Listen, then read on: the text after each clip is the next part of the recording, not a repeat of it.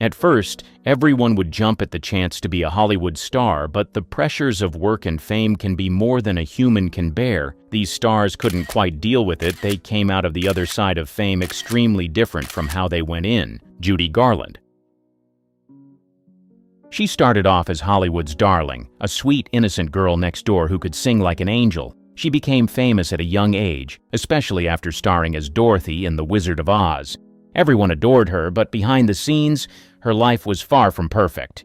The studio system back then was brutal, especially for young stars like Judy. MGM, the studio that managed her career, controlled almost every part of her life. They told her how to look, what to wear, how much to weigh, and even what to eat.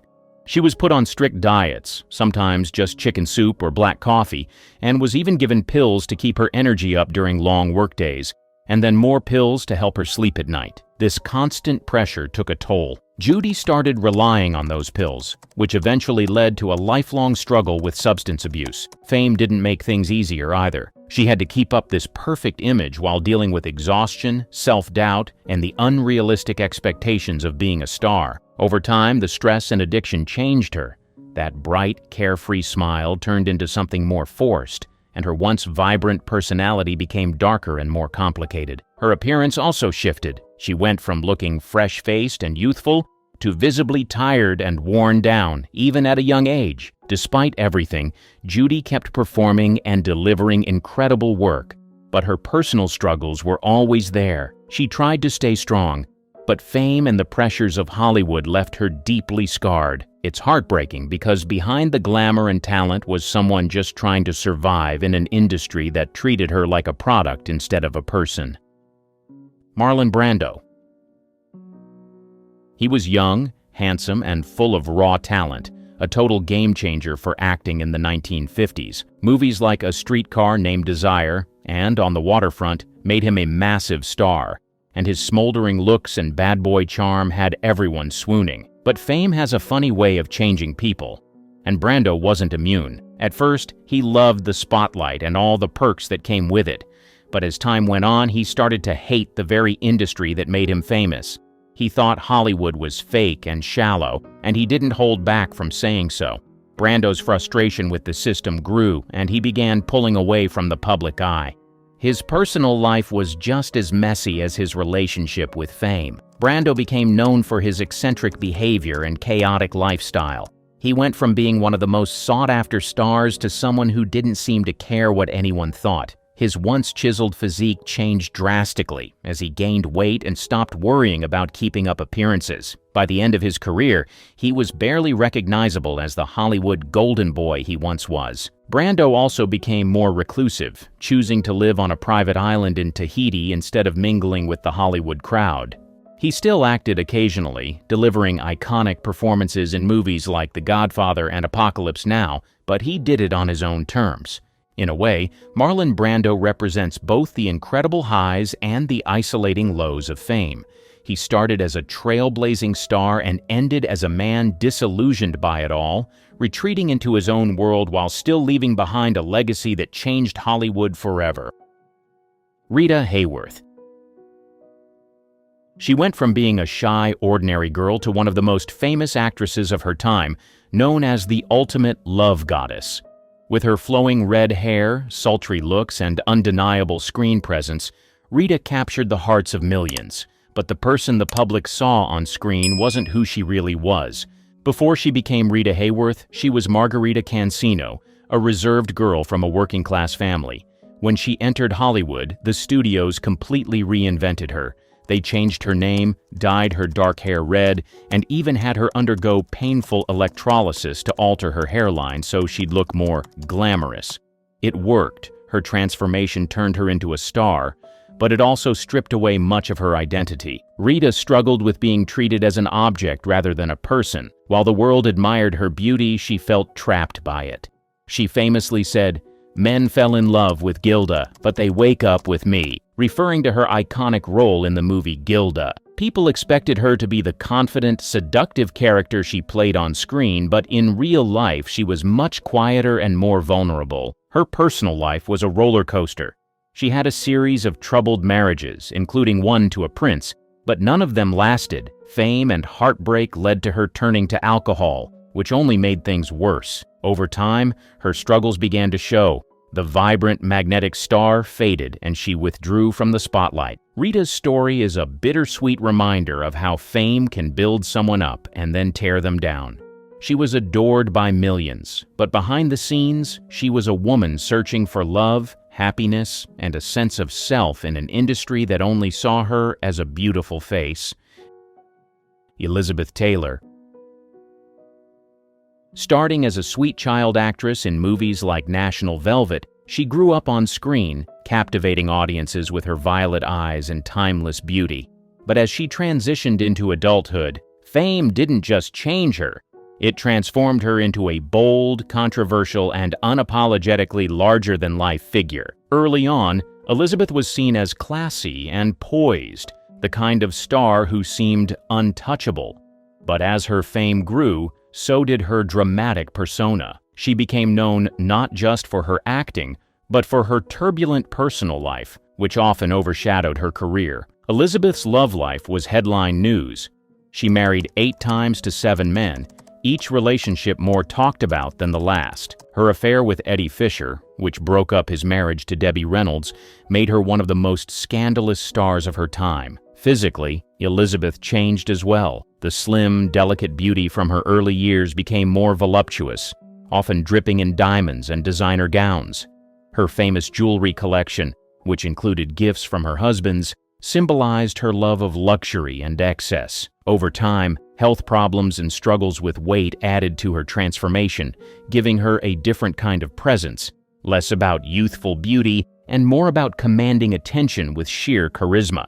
Emotionally, Elizabeth evolved from a shy young actress into a fiercely independent and outspoken woman. She openly battled addiction to alcohol and painkillers, something few stars of her era admitted. Later in life, she became an activist, using her fame to raise awareness for HIV/AIDS when it was still heavily stigmatized. Elizabeth Taylor's transformation was dramatic and multifaceted. She went from a quiet, picture-perfect star to a bold, defiant icon who lived her life on her own terms. Her changes weren't just skin-deep. They reflected a woman who refused to be boxed in, no matter how the world tried to define her. Joan Crawford. She started as a bright-eyed flapper in the 1920s, full of energy and charm, and became one of the most glamorous stars of the golden age of cinema. But the sweet, eager-to-please young woman she once was evolved into a hardened, fiercely ambitious, and often intimidating figure. Early in her career, Joan was known for her bubbly personality and fun-loving nature. She danced her way into Hollywood, starring in silent films and later talkies, where she played carefree, independent women. But as she climbed the ranks in Hollywood, she became obsessed with perfection and staying relevant, a necessity in an industry that's quick to discard aging actresses. Joan completely reinvented herself to maintain her star status. She transformed her look with dramatic makeup, striking hairstyles, and impeccable fashion, turning herself into a symbol of elegance and sophistication. But the pressure to remain perfect and in control took a toll on her personality. Friends and co-workers began to describe her as controlling and demanding, with little patience for mistakes. She developed a reputation for being difficult to work with, especially as she aged and felt her career slipping away. Her personal life also reflected her transformation. Joan adopted 4 children, presenting herself as the perfect mother to the public. However, her daughter Christina later wrote the explosive memoir Mommy Dearest, which painted Joan as an abusive and emotionally cold parent, obsessed with appearances and perfection. While some dispute the claims, it added another layer to the narrative of Joan's drastic change over the years. By the end of her career, Joan had gone from a carefree starlet to a fiercely guarded icon whose life revolved around maintaining her image. She retreated from the public eye, unwilling to let the world see her fade. Joan Crawford's transformation is a striking example of how fame, and the fear of losing it, can change someone entirely, both inside and out. Marilyn Monroe. Her transformation after fame is one of Hollywood's most well-known, and it's as tragic as it is striking. She started as Norma Jean Baker, a shy, unremarkable girl with a tough childhood. But when Hollywood discovered her, she was molded into the ultimate bombshell, a blonde, glamorous, and sensual woman who oozed confidence. At first, Marilyn seemed to embrace the change. She dyed her hair platinum blonde, perfected her signature breathy voice, and mastered her flirtatious on-screen persona. Movies like Gentlemen Prefer Blondes and Some Like It Hot turned her into a global icon, and audiences adored her. But behind the scenes, the transformation wasn't as easy as it seemed. Marilyn became trapped by the very image that made her famous. People expected her to always be the playful, sexy, carefree woman she portrayed on screen, but in reality, she was insecure and deeply sensitive. She desperately wanted to be taken seriously as an actress and tried to break free from her dumb blonde roles. However, Hollywood didn't see her as Norma Jean anymore. She was Marilyn Monroe, and that came with a specific set of expectations. Her physical transformation also took a toll. While she looked radiant on screen, she often struggled to maintain her figure, using crash diets and pills to stay in shape. Marilyn also developed a dependence on sleeping pills and other substances, which worsened her mental health issues. Over time, the cracks in her glamorous facade began to show. She became more reclusive, erratic, and visibly exhausted by the demands of fame.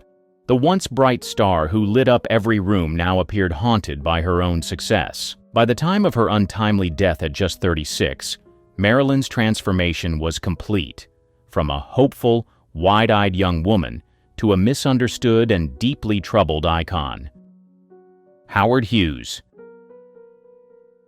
With his sharp suits, movie star looks, and knack for innovation, Hughes was the kind of person everyone wanted to know, but fame and fortune drastically changed him, turning him into a mysterious, reclusive figure who was almost unrecognizable by the end of his life. In his prime, Hughes was larger than life. He produced blockbuster films like Hell's Angels and romanced some of Hollywood's most glamorous stars, including Katharine Hepburn, Ava Gardner, and Jean Harlow.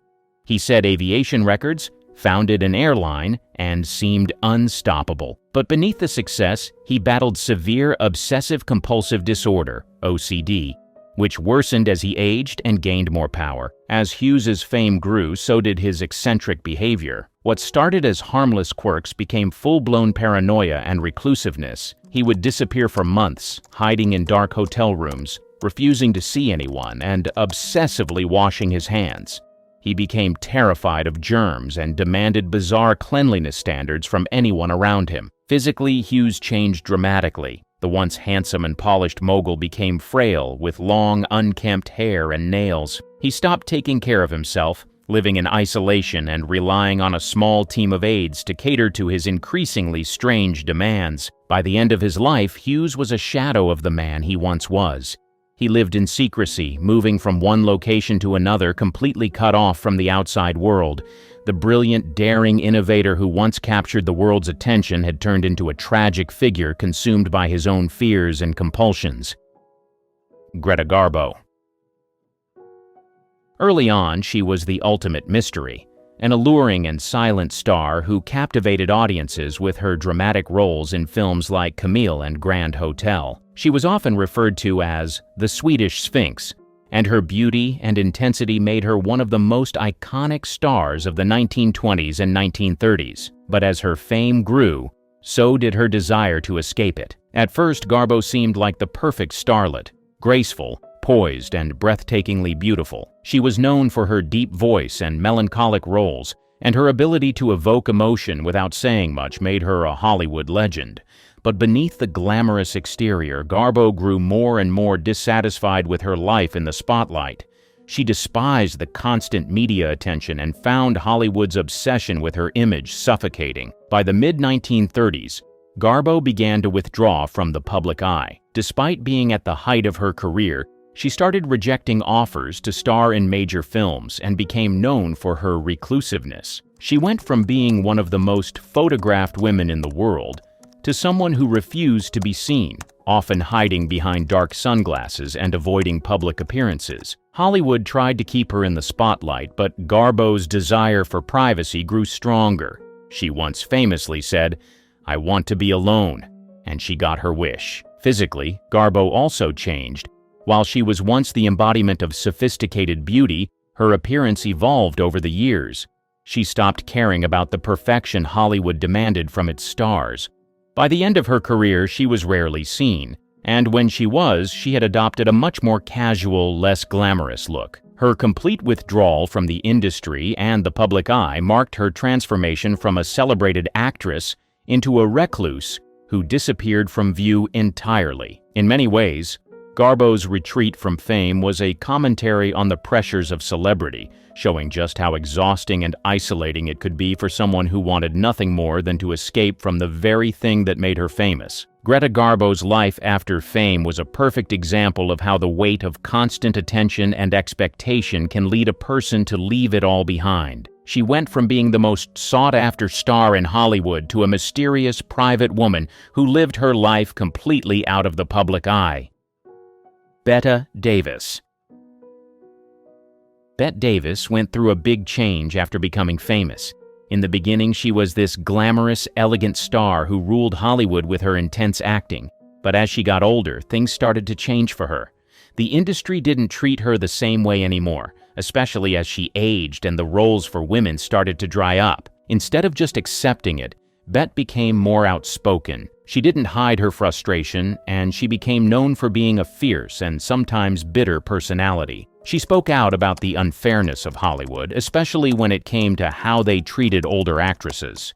She didn't hold back, and that's part of what made her so unique. Bette Davis's transformation wasn't just about how she looked. It was about how she fought back against an industry that didn't value her the way it once did. It was tough, but it showed how strong she was, even when things weren't going her way. Ava Gardner.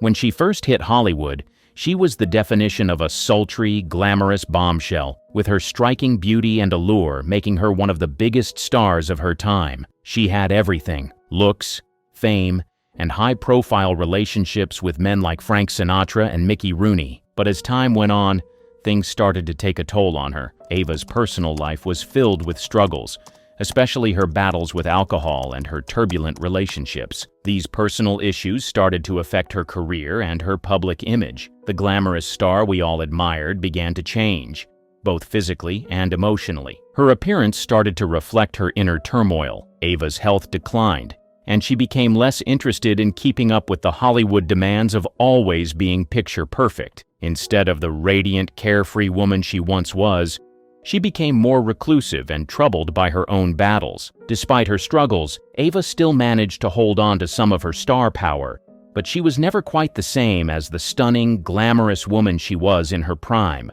She was a symbol of how fame, combined with personal challenges, can transform someone completely. Kim Novak. Her story is one of those where you can see the pressure of fame getting to someone.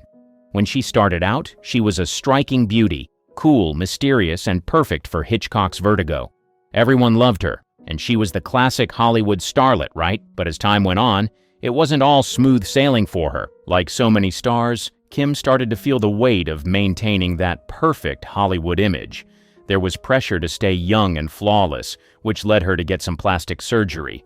Unfortunately, the changes didn't go as planned. People started to criticize her appearance, and that didn't sit well with her at all. Imagine having the world judge how you look constantly. It's tough. So, instead of sticking around for more Hollywood roles, Kim decided to step back. She got more reclusive and chose a quieter life away from the public eye. She wasn't interested in dealing with the pressure of living up to this idealized image of a star anymore. By the end of it, she'd completely distanced herself from the fame game. Kim's journey is one of those classic examples of how the pressure of staying in the spotlight can eventually push someone to walk away and just live their life without all the expectations that come with being a Hollywood star.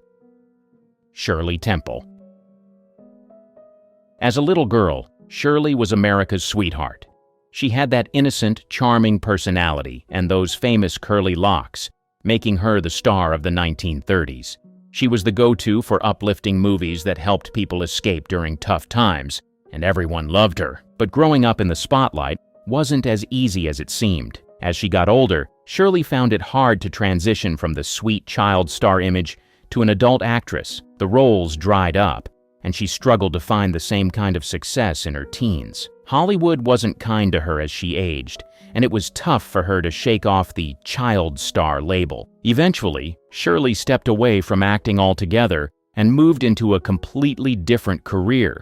She went into politics and became a U.S. ambassador, showing that she wasn't just a cute face, she had much more to offer. But even though she had a successful second career, the transition was hard. She had to live with the constant comparison to her younger self, which was tough for anyone. Her shift from one of the most beloved child stars to a more serious adult and diplomat shows how growing up in Hollywood can really change you. It's not easy to shed that image when the world has seen you as a certain type of person, and Shirley Temple's life really reflects how much pressure that can put on someone. Rita Hayworth. Rita was one of the biggest stars in the 1940s. She was known for her fiery red hair, stunning beauty, and mesmerizing dance moves. Films like Gilda cemented her as a sex symbol and one of Hollywood's most iconic stars. But as she got older, Rita faced the harsh realities of aging in an industry that prized youth and beauty above all. The pressure to maintain her perfect image took its toll on her. Rita, like many others, turned to plastic surgery to try to hold on to her youthful appearance. However, the surgeries didn't exactly go as planned, and her once gorgeous looks changed dramatically. Her face looked different, and her appearance became more artificial, which made her almost unrecognizable to the public. It wasn't just her looks that changed. Rita's career also suffered. She became known more for her transformation than her acting, and she eventually faded from the spotlight.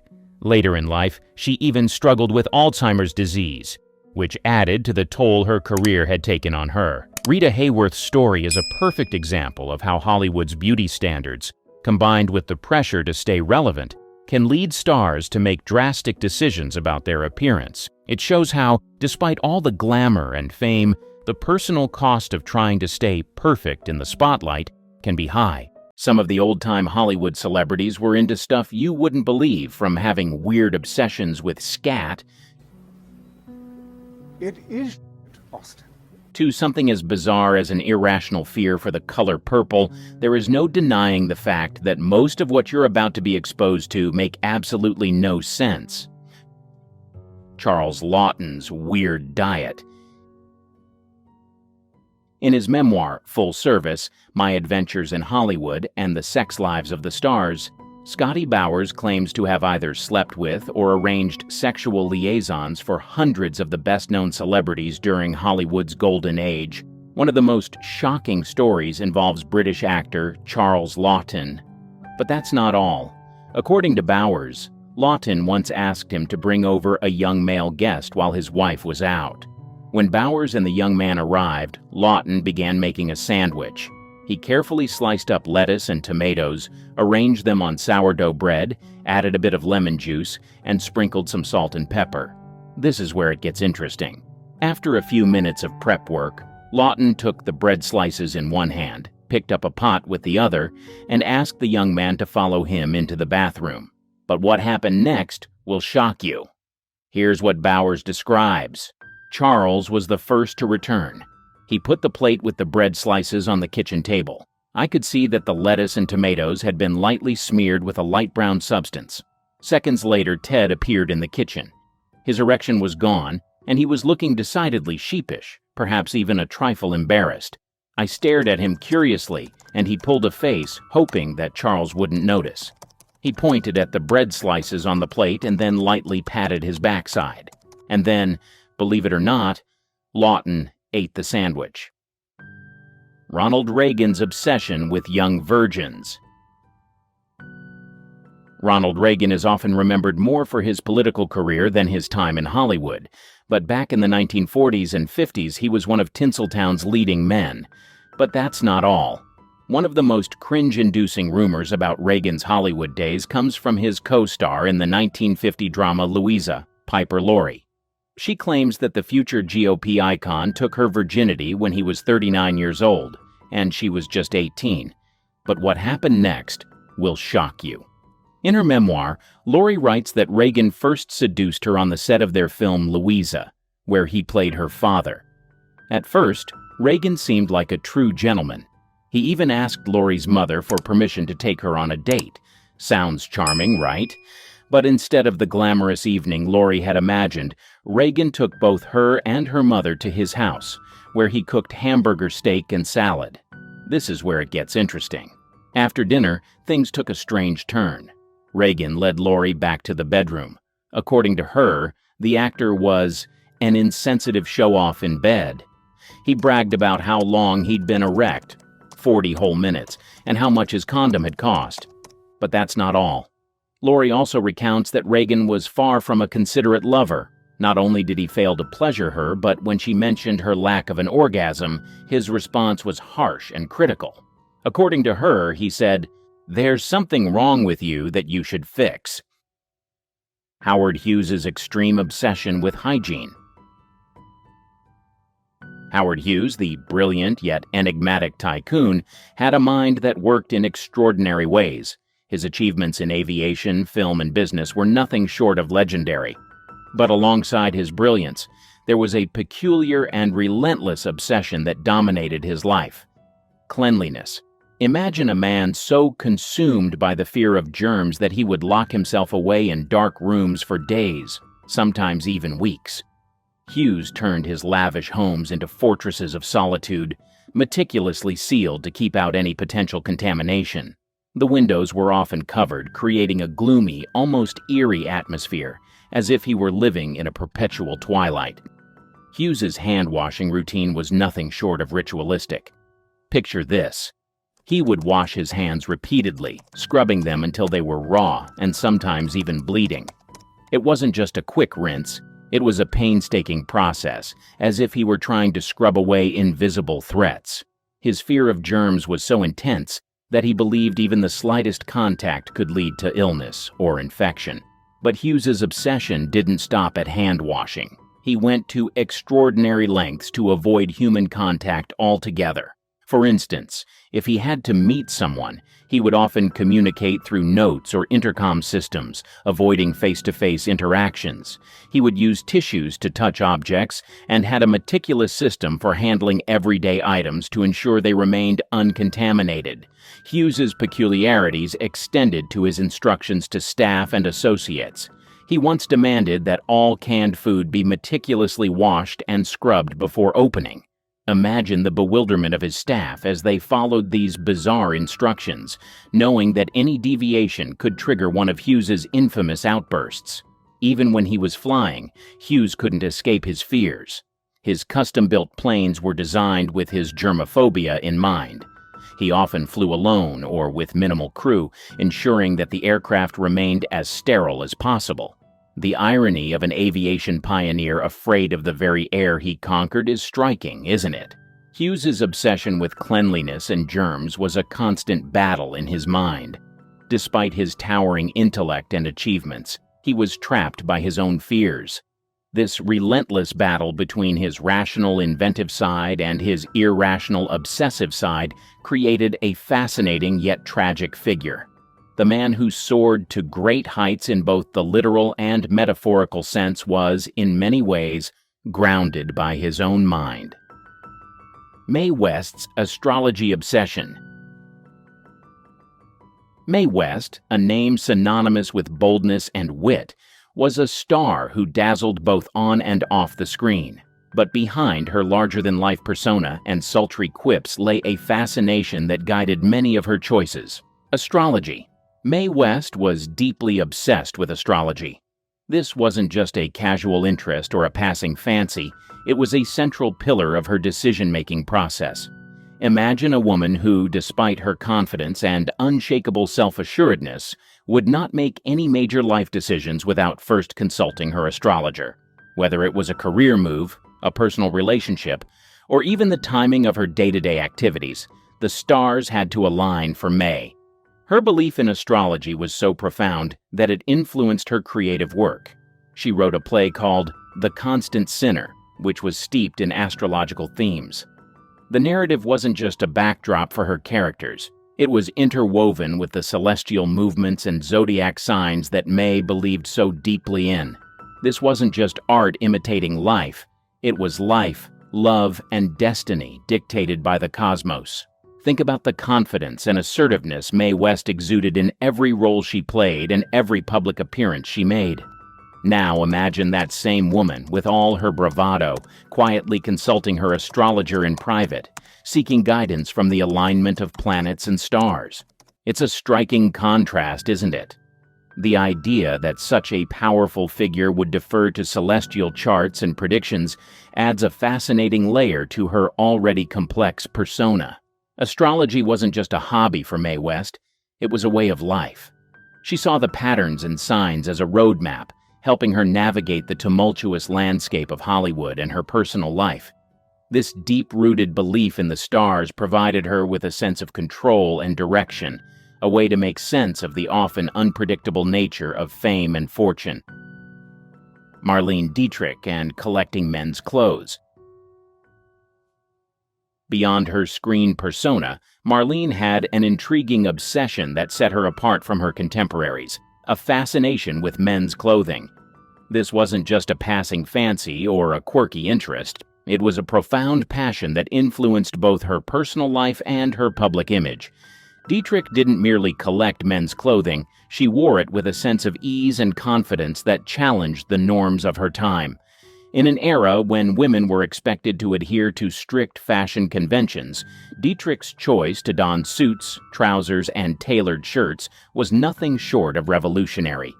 Picture her walking into a Hollywood event in a perfectly fitted tuxedo, her hair meticulously styled, and her makeup flawless. The image was striking and unforgettable, making a powerful statement about gender and fashion. She was one of the first women to popularize androgynous fashion in Hollywood. Her style wasn't about rejecting femininity, but about embracing a broader spectrum of identity. By wearing men's clothing, Dietrich played with societal expectations, blending masculinity and femininity in a way that was both provocative and liberating. She made it clear that clothing was an expression of self, not a strict adherence to gender norms. Dietrich's fascination with men's clothing went beyond the surface. She appreciated the craftsmanship, the structure, and the way these garments allowed her to move and present herself. Collecting these pieces became a hobby, a form of self-expression, and a way to assert her individuality. Imagine her private wardrobe, filled with an array of perfectly tailored suits, each piece carefully chosen and cherished. Her influence extended far beyond her personal collection. Dietrich's androgynous style inspired countless designers and fashion enthusiasts, paving the way for future generations to explore and embrace non-traditional fashion choices. She wasn't just a style icon. She was a pioneer who challenged the fashion industry's rigid boundaries. Peter Sellers' obsession against the color purple. Most people have typical fears like heights, snakes, or spiders, but Peter Sellers, he had a bizarre terror of the color purple. Now, Sellers' eccentricity wasn't the lovable, bumbling kind he often portrayed in his roles. It was far more chaotic and disturbing, making him a difficult person to be around. On film sets, Sellers was infamous for his explosive outbursts. Imagine him in a fit of rage, yelling at his wives, smashing dishes, and even brandishing a shotgun to vent his anger. His tantrums didn't stop there. He clashed with directors and producers, despite their higher status, and would often get lower-level staff fired if they crossed him. His erratic behavior was compounded by his vague racism and intense superstitions. One superstition in particular involved the famed director Vittorio De Sica. While they were working on After the Fox, Sellers saw De Sica berate a script girl for wearing purple. The director ominously declared that purple was the color of death. This statement profoundly impacted Sellers, who became convinced that the color purple could kill. From then on, Sellers' fear of purple dominated his actions. Any time he encountered the color, he'd fly into a panic, throwing tantrums and insisting it be removed. This irrational fear added yet another layer of unpredictability to an already volatile personality, making life around him a constant challenge. Charlie Chaplin's obsession with younger women. Charlie Chaplin, the legendary actor, filmmaker, and comedian, known for his iconic character, the Little Tramp, also had a much darker side to his personal life. Beyond the silver screen, Chaplin's relationships were the subject of much controversy, largely due to his well-known obsession with very young women. This fixation shaped his personal and professional life in ways that continue to spark debate. Chaplin's first marriage was to Mildred Harris in 1918, when he was 29 and she was just 16. Their relationship began when Harris was only 15, highlighting the significant age difference and Chaplin's preference for much younger partners. The marriage was short-lived, lasting only 2 years, but it set a precedent for Chaplin's future romantic endeavors. Following his divorce from Harris, Chaplin embarked on a series of relationships with teenage girls. His second marriage was to Leda Gray, who was 16 when they started their relationship and 18 when they married in 1924. Chaplin was 35 at the time. Their union was fraught with difficulties from the start. Gray's youth and inexperience clashed with Chaplin's controlling nature, leading to a tumultuous relationship that ended in a highly publicized and acrimonious divorce. The divorce proceedings revealed many sordid details about Chaplin's behavior, further cementing his controversial reputation. Despite the scandal, Chaplin continued to pursue young women. His third marriage was to Paulette Goddard, a rising star in Hollywood, who was 21 when they met, and Chaplin was 47. Though their marriage was kept relatively private and the age gap was not as stark as in his previous relationships, the pattern of significant age differences persisted. Chaplin's fourth and final marriage was to Una O'Neill, the daughter of playwright Eugene O'Neill. Una was just 18 when she married Chaplin, who was 54 at the time. This marriage, despite the age gap, proved to be the most stable and enduring of Chaplin's life. They remained together until Chaplin's death in 1977, and they had 8 children. Una's unwavering support and devotion seemed to bring Chaplin a semblance of the stability that had eluded him in his previous relationships. His preference for young women was not limited to his marriages. He was known to have numerous relationships with teenage girls throughout his life, often starting when the girls were still minors. This behavior, while not uncommon in the early 20th century, drew significant criticism and legal challenges. In one notable case, Chaplin faced a paternity suit from actress Joan Barry, who was 23 years younger than him. The case, which included allegations of coercion and manipulation, was widely covered by the media and further tarnished Chaplin's public image. The controversy surrounding Chaplin's relationships with young women has led to a complex legacy. On one hand, he is celebrated as a genius of early cinema, whose contributions to film and comedy are unparalleled. On the other hand, his personal life raises uncomfortable questions about the dynamics of power and exploitation. Chaplin's behavior reflects the broader societal attitudes of his time, where older men often pursued younger women, sometimes with dire consequences. Gloria Swanson's obsession with health and fasting. Gloria Swanson, one of Hollywood's most glamorous and enduring stars, was not only known for her striking beauty and acting prowess, but also for her intense dedication to health foods and fasting. Decades before the wellness industry became mainstream, Swanson was a pioneer in the realm of health and nutrition, turning her lifestyle into a fervent obsession that shaped her daily routines and public persona. Swanson's journey into the world of health foods and fasting began at a time when processed foods were becoming increasingly popular in America. Rejecting this trend, she delved into natural and organic eating habits, believing that what she consumed had a direct impact on her overall well-being and longevity.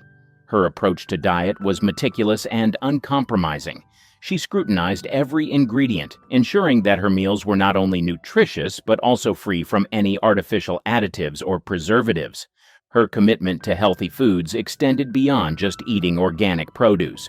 Swanson embraced a diet rich in raw vegetables, fruits, nuts, and seeds, long before such dietary choices became fashionable. She was particularly fond of juicing, often preparing fresh vegetable and fruit juices to maintain her energy and vitality. This dedication to a clean diet was not merely a fad for Swanson. It was a deeply ingrained lifestyle choice that she believed was essential for sustaining her health and beauty. In addition to her strict dietary habits, Swanson was a firm believer in the benefits of fasting. She would often embark on long fasts, abstaining from food for extended periods to cleanse her body and mind. These fasts were not just about physical health. Swanson saw them as a way to achieve mental clarity and spiritual renewal. Her fasting routines were rigorous, sometimes lasting several days, during which she would consume only water or freshly squeezed juices. This practice was unconventional and even controversial at the time, but Swanson was unwavering in her belief in its benefits. Swanson's obsession with health foods and fasting was also evident in her social interactions and public appearances. She often spoke about her dietary practices, sharing her knowledge and experiences with others. She became an advocate for healthy living, encouraging those around her to adopt similar habits. Her influence extended to her close circle of friends and colleagues in Hollywood, many of whom were inspired by her dedication and began to explore healthier lifestyles themselves. Her commitment to health was not without its challenges. Swanson faced skepticism and criticism from those who viewed her practices as extreme or unnecessary. However, she remained steadfast, confident in the knowledge that her choices were beneficial. Her dedication to health and wellness was a testament to her discipline and determination, qualities that also defined her illustrious career. Swanson's approach to health was holistic. She believed in the interconnectedness of physical, mental, and emotional well-being. This belief guided her lifestyle choices, from her diet and fasting routines to her emphasis on regular exercise and stress management. She practiced yoga and meditation long before these practices became popular in the West, as part of her daily regimen to maintain balance and harmony in her life. Her obsession with health foods and fasting also influenced her work. Swanson often took on roles that reflected her personal beliefs, portraying characters who embodied strength, resilience, and a sense of well-being. Her off-screen persona, as a health-conscious and disciplined individual, became an integral part of her public image, distinguishing her from many of her contemporaries. Without a doubt, Hollywood has its secrets. In the same vein, Hollywood stars have their own secret that they would rather have taken to the grave. However, some of these secrets found their way out and would leave even the most loyal of fans with their jaws open in pure shock and even terror. Some of these Hollywood stars had some twisted fetishes and pleasures that they enjoyed in the privacy of their own homes or secret places. Some of them will shock you, others will send shivers down your spine. In the luminous yet shadowy world of Hollywood, where stars shine bright against the night sky, the story of Karen Black unfolds like a captivating screenplay filled with twists and turns, triumphs and trials. Known for her piercing gaze and unparalleled versatility, Karen Black carved a niche for herself in an era that redefined cinema. Yet, beneath the glittering surface of her celebrated career lay a tapestry of untold stories, hidden struggles, and enigmatic truths that fans never knew.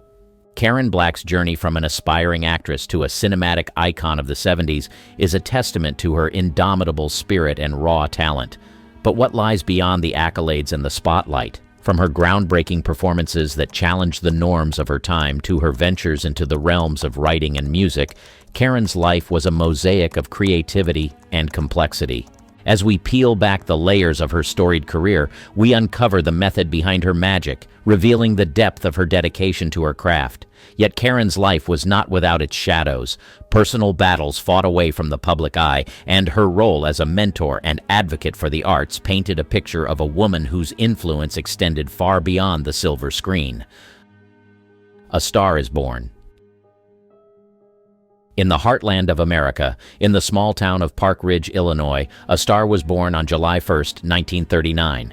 Karen Blanche Ziegler, who would later be known to the world as Karen Black, entered life with the kind of spark that presaged her future luminosity in the world of cinema. Raised in a household where creativity was the currency, her mother, a writer of several award-winning children's novels, and her father, a businessman with a penchant for storytelling, imbued in Karen a deep love for the arts from a tender age. Karen's journey to stardom was not a straight path, but a winding road filled with dreams, determination, and a relentless pursuit of expression.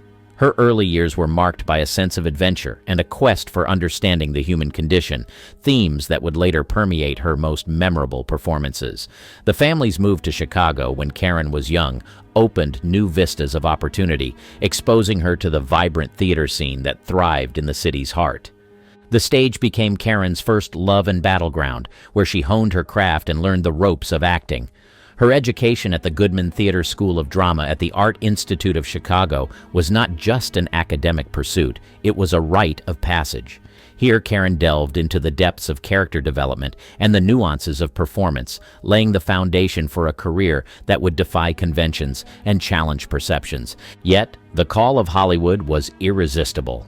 In the early 1960s, with a heart full of dreams and a suitcase packed with ambition, Karen made the pilgrimage west, joining the ranks of hopefuls in the city of angels.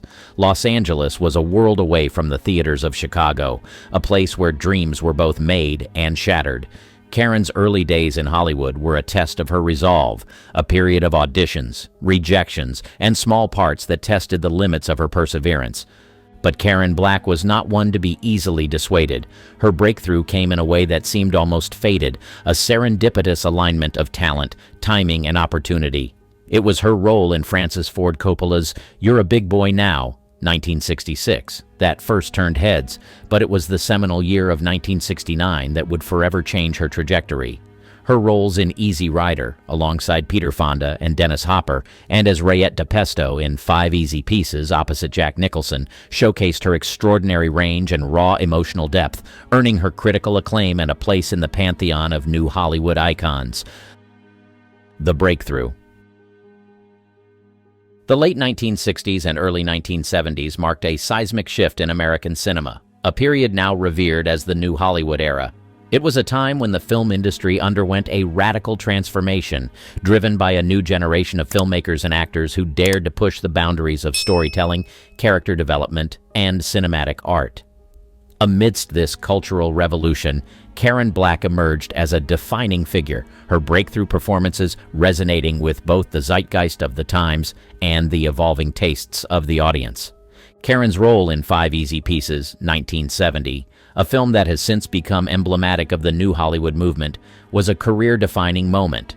Portraying Rayette DePesto, a waitress who embodies the complexities of love, longing, and societal displacement, Karen delivered a performance that was both heart-wrenching and deeply human. Her ability to convey the subtleties of emotion and vulnerability earned her an Academy Award nomination for Best Supporting Actress, cementing her status as one of the era's most talented and versatile actors. This period of Karen's career was marked by a series of roles that showcased her range and depth as an actress. In The Great Gatsby, 1974, she took on the role of Myrtle Wilson, bringing to life the tragic figure with a performance that was both nuanced and powerful. Her portrayal of Myrtle's desperation and doomed aspirations highlighted Karen's skill in capturing the essence of complex characters, further establishing her as a force to be reckoned with in Hollywood. Another significant milestone came with her role in Airport 1975, where Karen played the stewardess Nancy Pryor. In a film that combined disaster movie tropes with human drama, Karen's performance stood out, offering a glimpse into her ability to anchor a film with her presence and emotional depth. This role, among others, demonstrated her versatility and helped solidify her reputation as one of the most reliable and compelling actresses of her time. The method behind the magic. Karen Black's approach to her craft was as unique as the characters she brought to life on screen. Rooted in the method acting technique, her preparation for roles went beyond mere memorization of lines or understanding the script. Karen delved deep into the psyche of her characters, seeking to inhabit their world fully and bring an authenticity to her performances that resonated with audiences and critics alike.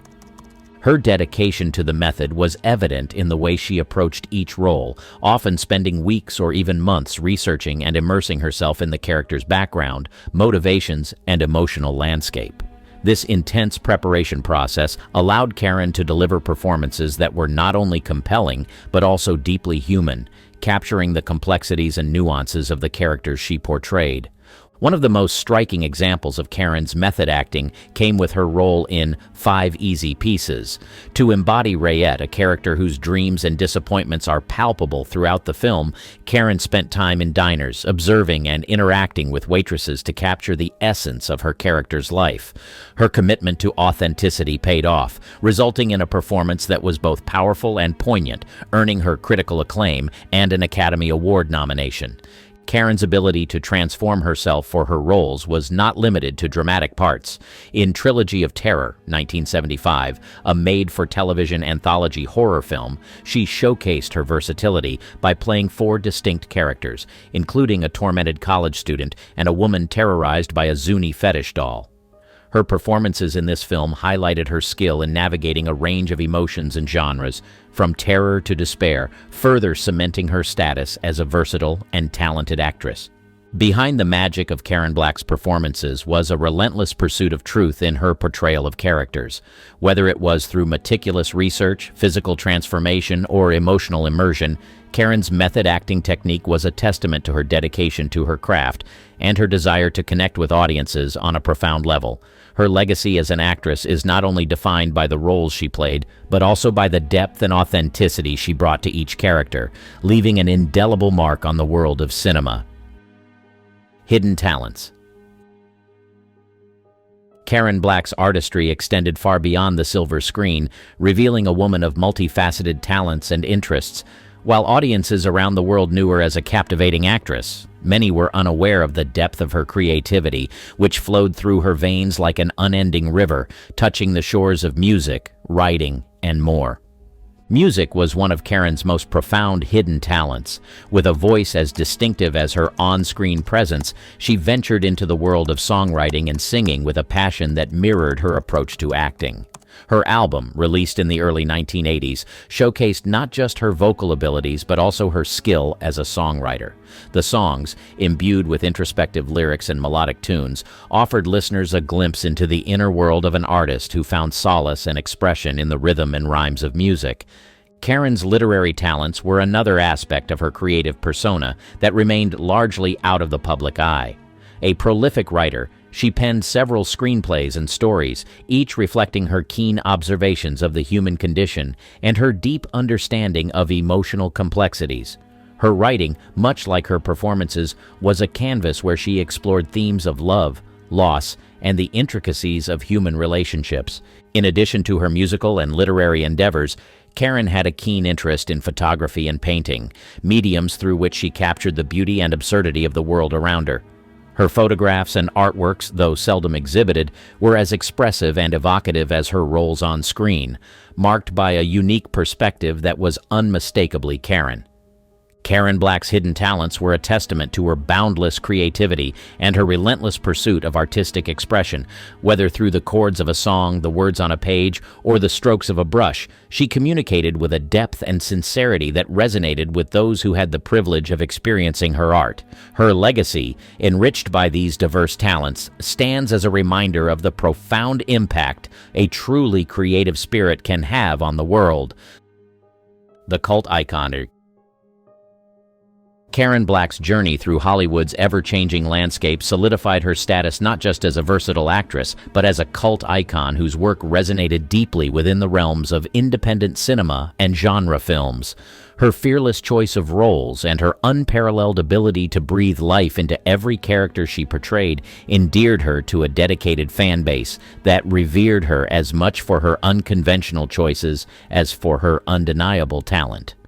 The 1970s and 1980s saw Karen embracing roles in films that would later be celebrated as cult classics, further cementing her legacy as an icon of alternative cinema.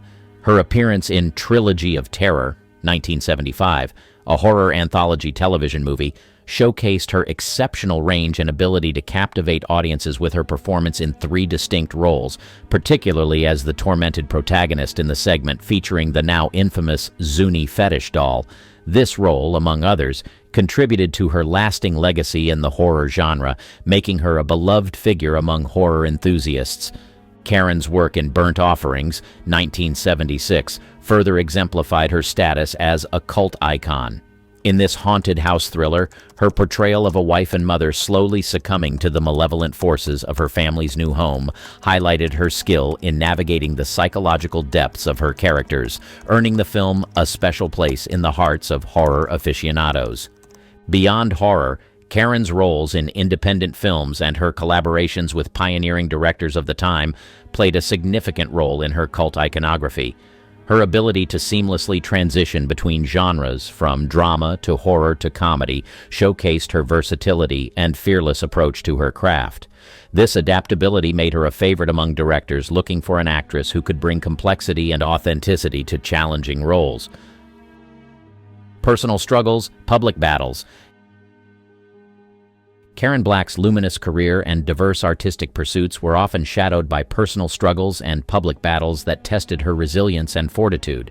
Despite the challenges she faced, Karen's spirit remained unbroken, exemplifying her strength and determination to overcome adversity. One of the most significant struggles in Karen's life was her battle with health issues that emerged later in her career. In 2010, Karen was diagnosed with ampullary cancer, a rare form of cancer that affects the bile duct. The diagnosis marked the beginning of a difficult journey, as Karen underwent several medical treatments, including surgery and chemotherapy, in an effort to combat the disease. Her fight against cancer was not only a personal struggle, but also a public battle, as she shared her experiences with her fans and the world, showcasing her vulnerability and humanity. Karen's health battle took a toll on her professionally, as it limited her ability to work and take on new projects. However, her determination to continue acting and her passion for the arts never waned. Even during her treatment, Karen sought to remain active in the creative community, participating in projects as much as her health would allow and continuing to inspire those around her with her resilience. In addition to her health struggles, Karen faced financial difficulties that were exacerbated by her medical expenses. In 2013, her family launched a crowdfunding campaign to help cover the costs of her treatment, revealing the extent of her financial strain. The campaign received an outpouring of support from fans and the film community, highlighting the deep affection and respect that many held for Karen. The mentor. Beyond her roles as an actress, Karen embraced the role of mentor with a generosity and passion that mirrored her approach to her craft. Her dedication to nurturing new talent was a testament to her belief in the transformative power of art and the importance of guidance and support in the creative journey. Karen's mentorship extended across various facets of filmmaking, from acting to writing and directing. She was known for her willingness to share her experiences, offering insights gleaned from decades in a challenging industry. Her advice was not just about the technicalities of acting or the nuances of character development. It was also about navigating the complexities of the film industry, maintaining artistic integrity, and the importance of resilience. One of Karen's most impactful contributions as a mentor was her involvement in workshops and acting classes. Here, she engaged with aspiring actors, providing them with a safe space to explore their abilities and push their boundaries. Karen's teaching style was immersive and hands-on, encouraging students to delve deep into their characters and embrace their vulnerabilities. She believed that true artistry in acting came from a place of honesty and emotional truth, and she guided her students in their pursuit of these ideals. Beyond formal settings, Karen's mentorship was also evident in her everyday interactions with young filmmakers and actors. She was known for her openness and approachability, often taking the time to engage in meaningful conversations with those seeking her advice. Her encouragement and support could be a turning point for many, offering them the confidence to pursue their dreams in an industry that could often seem impenetrable. Karen's impact as a mentor went beyond the technical aspects of filmmaking. She inspired her mentees to approach their art with a sense of purpose and a deep respect for the storytelling process. She emphasized the importance of empathy and emotional intelligence in creating work that resonated with audiences. Her guidance helped shape a new generation of artists, imbuing them with a sense of responsibility to their craft and to the stories they chose to tell. Moreover, Karen's mentorship reflected her broader vision for the film industry, a community where collaboration and mutual support were foundational values. She envisioned a space where creativity was nurtured and diverse voices were celebrated, paving the way for a more inclusive and dynamic cinematic landscape. An unconventional style. Karen Black's style was a vivid reflection of her era's cultural shifts, embodying the spirit of the 1960s and 70s with a distinctive flair that set her apart in Hollywood's fashion landscape. Her approach to fashion was as eclectic and daring as the roles she chose, making her a style icon who defied the conventional norms of celebrity dressing. In the 1970s, when Black's career was at its zenith, fashion was undergoing a radical transformation. The decade celebrated individuality and self-expression with influences ranging from the bohemian to the disco. Karen navigated these trends with an innate sense of style that was both of the moment and timeless. She was often seen in maxi dresses, a staple of 70s fashion, which she styled with her unique twist, incorporating bold prints and unconventional accessories that highlighted her artistic sensibility. Karen's public appearances were marked by her preference for outfits that blended glamour with a touch of the avant-garde. At the 46th Academy Awards in 1974, where she was nominated for her performance in The Great Gatsby, Karen epitomized 70s chic in a black halter neck gown. The simplicity of the dress was offset by her dramatic makeup and hairstyle, showcasing her ability to merge classic Hollywood elegance with the era's more experimental trends. Off the red carpet, Karen's personal style was equally compelling. She was known for her love of vintage clothing, often spotted in secondhand stores searching for unique pieces that she would incorporate into her everyday wardrobe. This penchant for vintage was not just a fashion statement, but a reflection of her broader artistic and environmental values, predating the contemporary movement towards sustainable fashion. Karen's influence on fashion extended beyond her personal style. She was a muse to several designers of the time who were drawn to her unconventional beauty and fearless approach to fashion. Her collaborations with these designers often resulted in groundbreaking looks that captured the imagination of the public and the fashion industry alike. Karen Black's unconventional style was more than just a facet of her public persona. It was an integral part of her identity as an artist and individual. Through her fashion choices, she communicated a sense of freedom, creativity, and defiance that resonated with the cultural zeitgeist of her time and continues to inspire today. The final act. Karen Black's career spanned over 5 decades, during which she became an emblem of versatility and resilience in the entertainment industry. Her final years, however, were marked by a courageous battle with cancer that she faced with the same strength and dignity that characterized her life and work. In 2010, Karen was diagnosed with ampullary cancer, leading to an extensive medical battle that included surgery and chemotherapy. Despite the severity of her condition, she continued to work, showcasing her unwavering dedication to her craft. One of her last film projects was She Loves Me Not, 2013, a testament to her enduring talent and commitment to acting even in the face of adversity.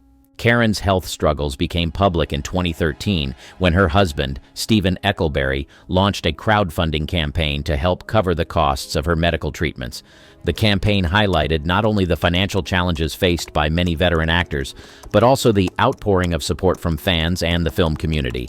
This gesture underscored the impact Karen had on her audience and peers, reflecting the deep affection and respect she garnered throughout her career. On August 8, 2013, Karen Black passed away at the age of 74. Her death was mourned by many who had been touched by her performances, her spirit, and her courage. Tributes poured in from across the industry, with colleagues, critics, and fans alike celebrating her contributions to cinema and her role as a trailblazer for women in Hollywood. Karen's legacy is preserved not only through her memorable performances in films like 5 Easy Pieces, The Great Gatsby, and Nashville, but also through her influence on independent cinema and her advocacy for creative expression.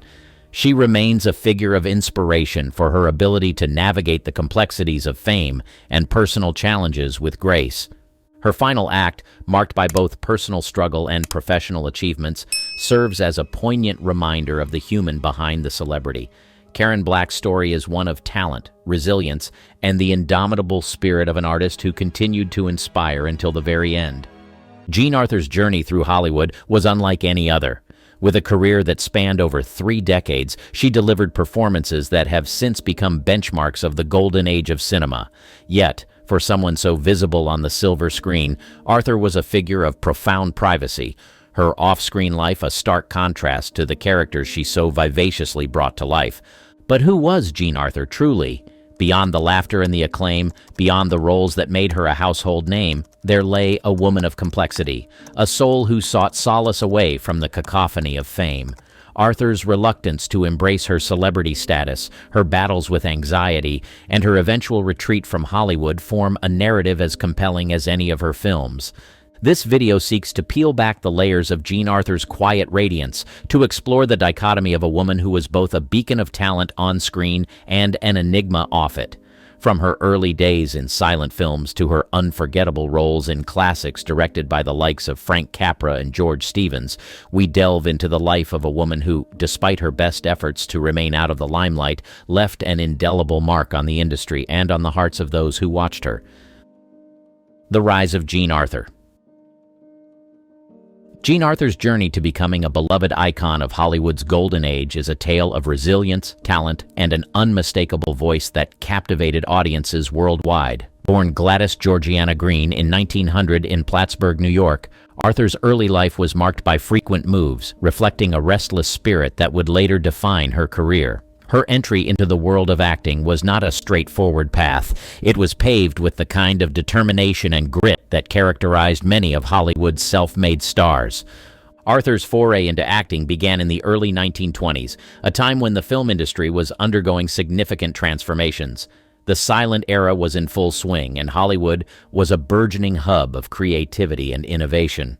Arthur's initial roles were small, often uncredited parts in silent films, where her distinctive presence began to draw attention. Despite the limitations of these early roles, Arthur's persistence paid off, leading to more substantial parts that showcased her range and depth as an actress.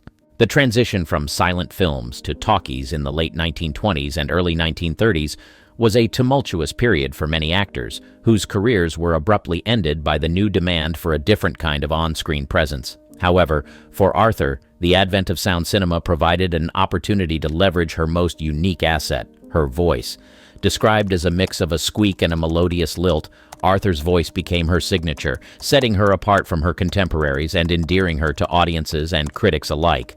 Arthur's breakthrough came with her role in The Whole Town's Talking, 1935, a performance that showcased her comedic timing and charm. However, it was her collaboration with director Frank Capra that catapulted her to stardom.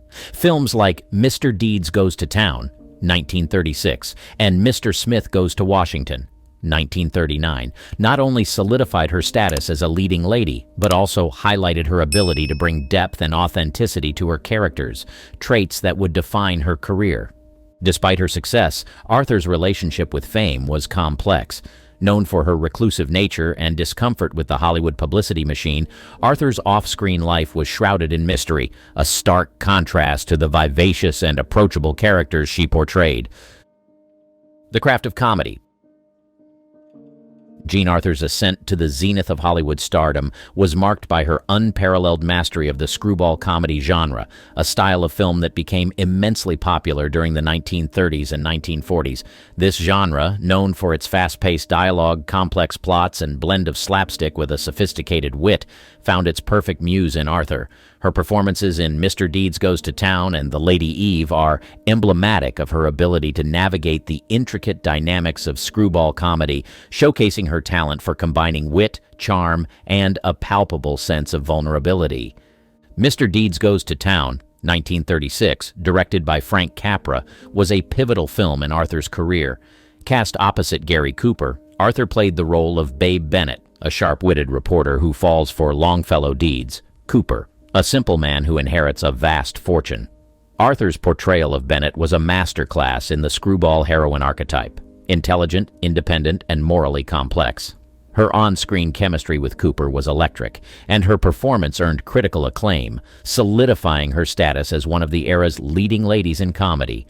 However, it was perhaps her role in The Lady Eve, 1941, directed by Preston Sturges, that fully showcased Arthur's comedic genius. Though Barbara Stanwyck played the lead in The Lady Eve, Arthur's roles in similar screwball comedies of the era, such as The More the Merrier, 1943, demonstrated her adeptness at this genre. Her ability to deliver rapid-fire dialogue with precision, coupled with her comedic timing and the inherent warmth she brought to her characters, made her performances stand out. Arthur's characters often challenged societal norms, embodying a modern woman's spirit who was both assertive and feminine. Arthur's unique appeal in the screwball comedy genre lay in her ability to blend humor with heart. Her characters were not mere caricatures, they were imbued with a depth and complexity that resonated with audiences. Arthur herself brought a sense of authenticity to these roles, drawing on her personal experiences and inner resilience. Off-screen, Arthur was known for her shyness and aversion to the Hollywood limelight, traits that contrasted sharply with the confident women she portrayed on screen. This juxtaposition between her private self and her public persona added layers to her performances, making her characters all the more compelling. Arthur's contribution to the screwball comedy genre extended beyond her individual performances. She helped define the archetype of the screwball heroine, a woman who was equal parts intellect, humor, and heart. This archetype would influence countless films and performances in the genre, leaving a legacy that endures in cinematic history. Jean Arthur's mastery of screwball comedy, highlighted in films like Mr. Deeds Goes to Town and through her body of work in the genre, showcases her as one of the definitive leading ladies of her era. Her ability to convey wit, charm, and vulnerability on screen not only endeared her to audiences, but also cemented her place in Hollywood's golden age as a symbol of comedic and dramatic excellence. Arthur and Capra, a cinematic partnership. The collaboration between Jean Arthur and Frank Capra is one of Hollywood's most celebrated director-actor partnerships, emblematic of a period when cinema was as much about entertainment as it was about conveying poignant social messages. This partnership flourished during the 1930s, a time of significant social and economic upheaval in the United States.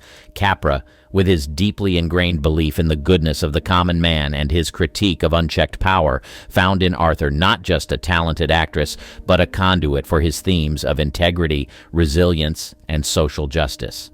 Their collaboration produced several films, but none more significant than Mr. Smith Goes to Washington, 1939, a film that has come to define American ideals of democracy and individual agency. Arthur played Clarissa Saunders, a savvy and cynical secretary who helps the film's protagonist, Jefferson Smith, played by James Stewart, navigate the complexities of American politics. Arthur's performance, marked by a blend of skepticism and eventual inspiration, perfectly complemented Capra's vision of an America where ordinary individuals can make a difference. The success of Mr. Smith Goes to Washington was due in no small part to the synergy between Capra's direction and Arthur's performance. Capra's socially conscious storytelling, which often tackled themes of corruption, media manipulation, and the loss of innocence, found its ideal expression in Arthur's characters, who often embodied a blend of idealism and pragmatism. This dynamic allowed Capra's films to resonate on a deeply emotional level, with Arthur serving as the relatable, human element in his grand narratives. Arthur's collaboration with Capra was not limited to Mr. Smith Goes to Washington. Their partnership also produced Mr. Deeds Goes to Town, 1936, and You Can't Take It With You, 1938, films that similarly explored themes of simplicity, honesty, and the value of community. In each of these films, Arthur's performances were critical to grounding Capra's ideals in relatable human terms.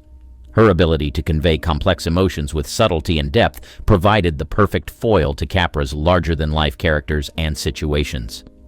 Beyond her work with Capra, Arthur's career was also marked by her collaboration with another legendary director, John Ford, in The Whole Town's Talking, 1935.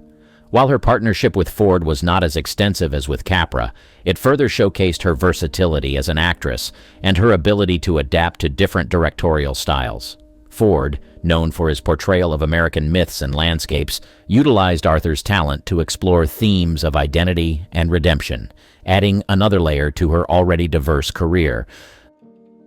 The Reluctant Star. Jean Arthur's luminous presence on the silver screen belied a deeply private nature, a paradox that defined her career and personal life. Despite her undeniable talent and the acclaim that came with it, Arthur was known for her shyness and aversion to the Hollywood limelight, a reluctance that stood in stark contrast to the bold, spirited characters she portrayed. This chapter delves into the complexities of Arthur's stardom, exploring how her reluctance to embrace fame contrasted sharply with her on-screen persona and professional success. Arthur's preference for privacy over public accolades was well known within the industry. Unlike many of her contemporaries, she eschewed the typical trappings of Hollywood fame, rarely appearing at public events or participating in the studio's publicity efforts beyond what was contractually required. Interviews with Arthur were scarce, and she was known to be uncomfortable with the fanfare and attention that came with her profession. This reticence extended to her personal life, which she guarded fiercely, leading to much speculation and mystery surrounding the actress. Despite her aversion to the spotlight, Arthur's talent could not be contained. On screen, she exuded a natural warmth and charisma, endearing her to audiences and making her one of the most beloved actresses of her time. Her ability to convey strength, vulnerability, and humor, often simultaneously, made her performances compelling and relatable.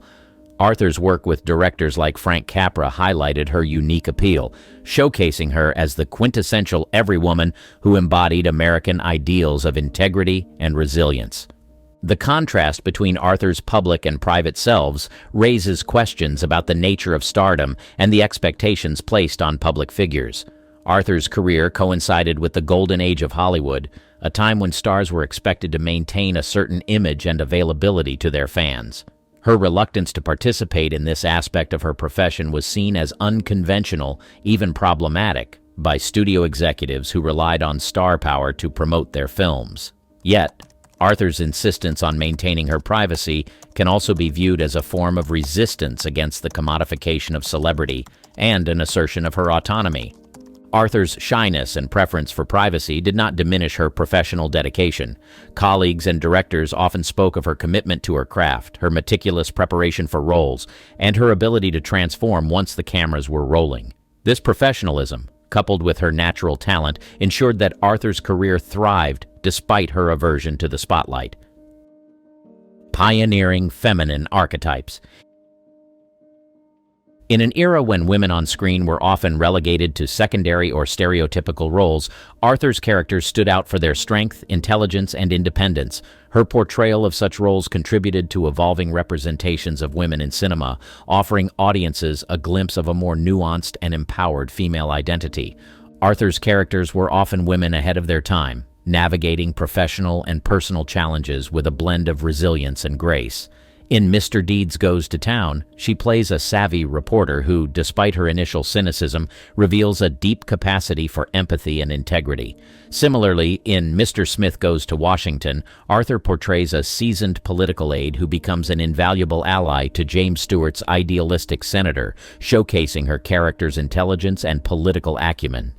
These roles, among others, positioned Arthur as an actress capable of conveying complex female experiences, breaking away from the damsel-in-distress archetype prevalent in many films of the era. Arthur's on-screen personas resonated with the emerging sensibilities of a society on the cusp of significant social change. The 1930s and 1940s were decades marked by economic turmoil, war, and the beginning of shifts in gender dynamics.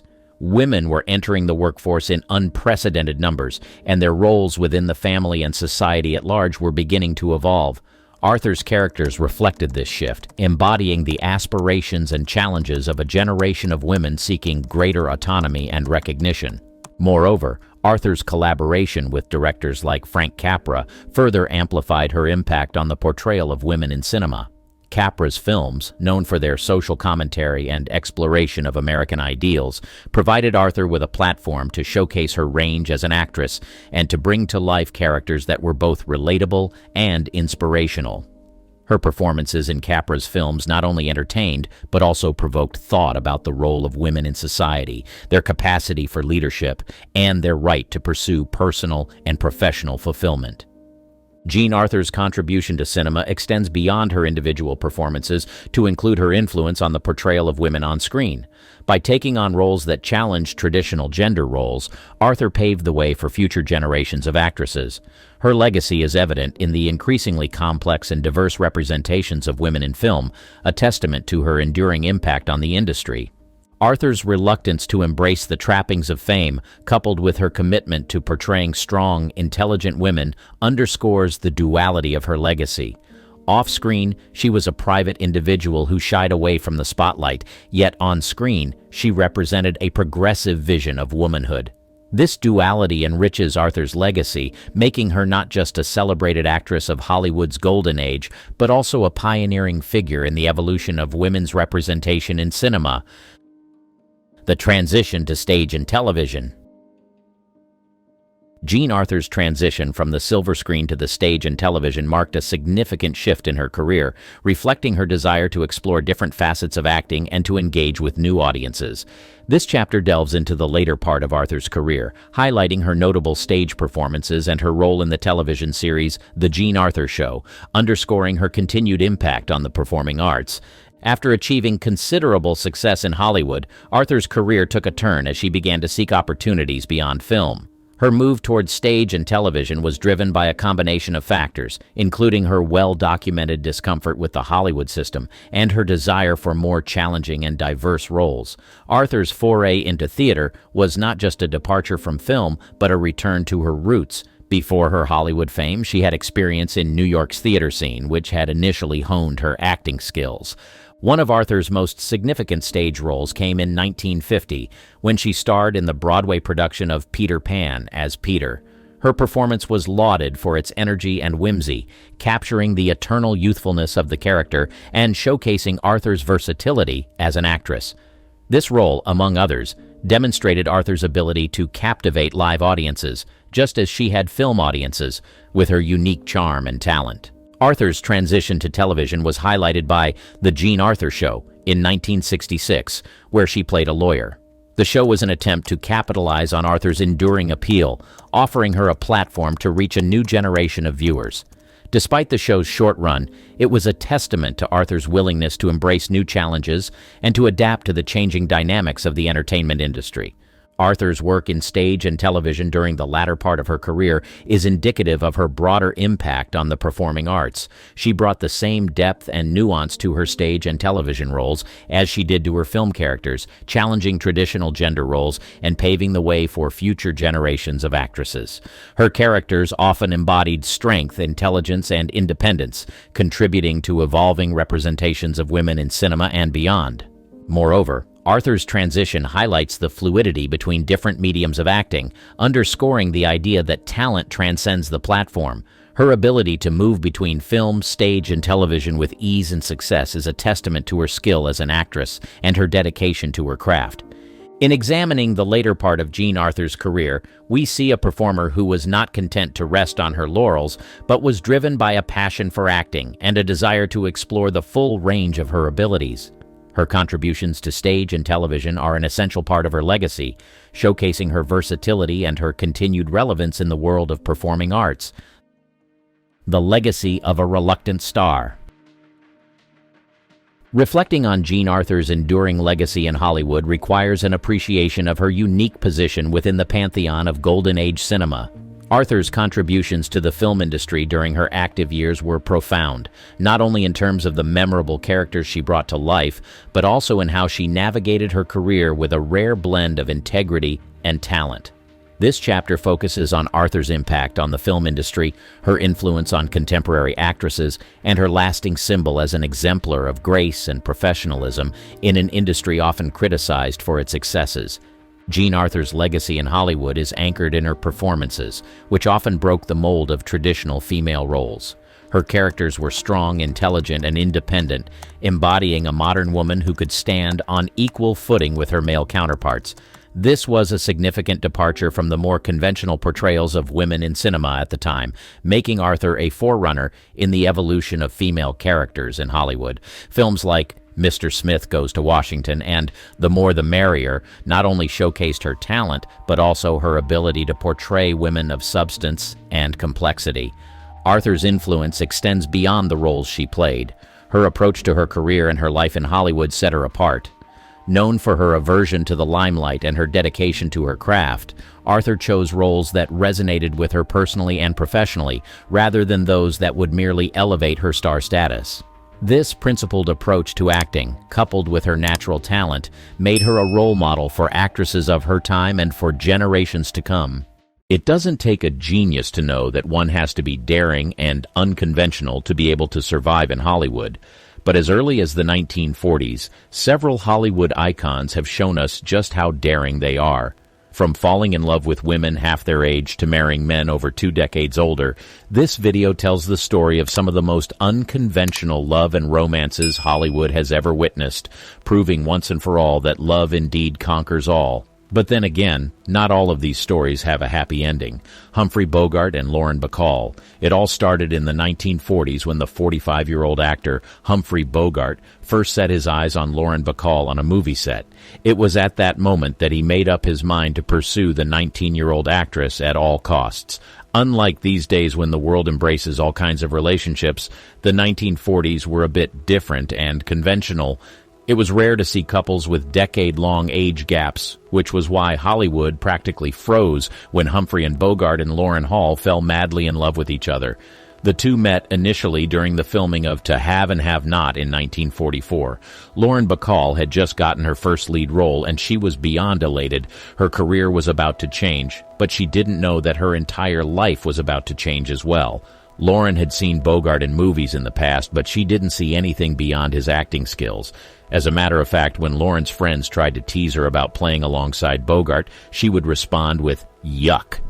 Under no circumstance did she feel anything more than professional respect for Bogart, but perhaps she was wrong. One of the most significant romances of her life was about to begin, and she had no idea.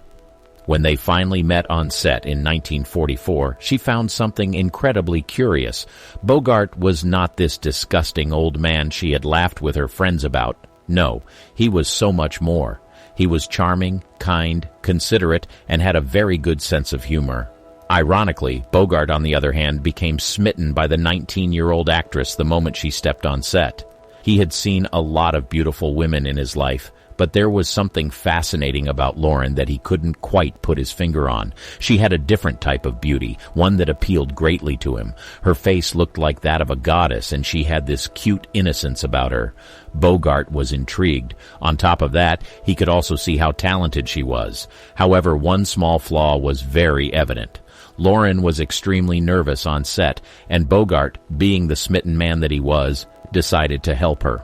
As the two got closer on set every passing day, Bogart would do all he could to ease Lauren's nerves. He would tell her jokes to calm her down, and little by little, Lauren began to get more confident, and a sudden realization hit her. Bogart was not so bad after all. Soon enough, Lauren decided to stop holding back, and she let Bogart in completely, and as a result, the trajectory of their relationship began to take a rather interesting turn. First, the two became really close friends, enjoying each other's company, talking for as long as they wanted, laughing, joking, and making jest. Then it began to morph into something a little more personal and intimate as the two began to have more and more alone times in Lauren's dressing room. Now, to the rest of the crew, something was going on, but perhaps it was just actor chemistry or something. They decided not to give it too much thought, because if they were being honest, the age gap between the two was mighty awkward, and they couldn't bring themselves to imagine a romance brewing between them. Even between Bogart and Lauren, their relationship was undefined, until one day Bogart did something that took Lauren's breath away. One day, after a long day on set, Lauren hurried to her dressing room to rest. Bogart followed her in, as he has always done before, where they would talk and laugh. But this time, Bogart had something else in mind. In the middle of their conversation, he gently leaned in and held Lauren's chin, bringing her lips to his, and in that moment, nothing else mattered. They had sealed their relationship. However, this was not a fairy tale story. There were a dozen stumbling blocks in the way. The crew was happy for them when they realized the couple was in love, but the film director, Howard Hawks, whose wife brought Lauren on set, was not happy with the romance, especially with a man almost thrice her age. On top of that, Bogart was still married to his then third wife, Method.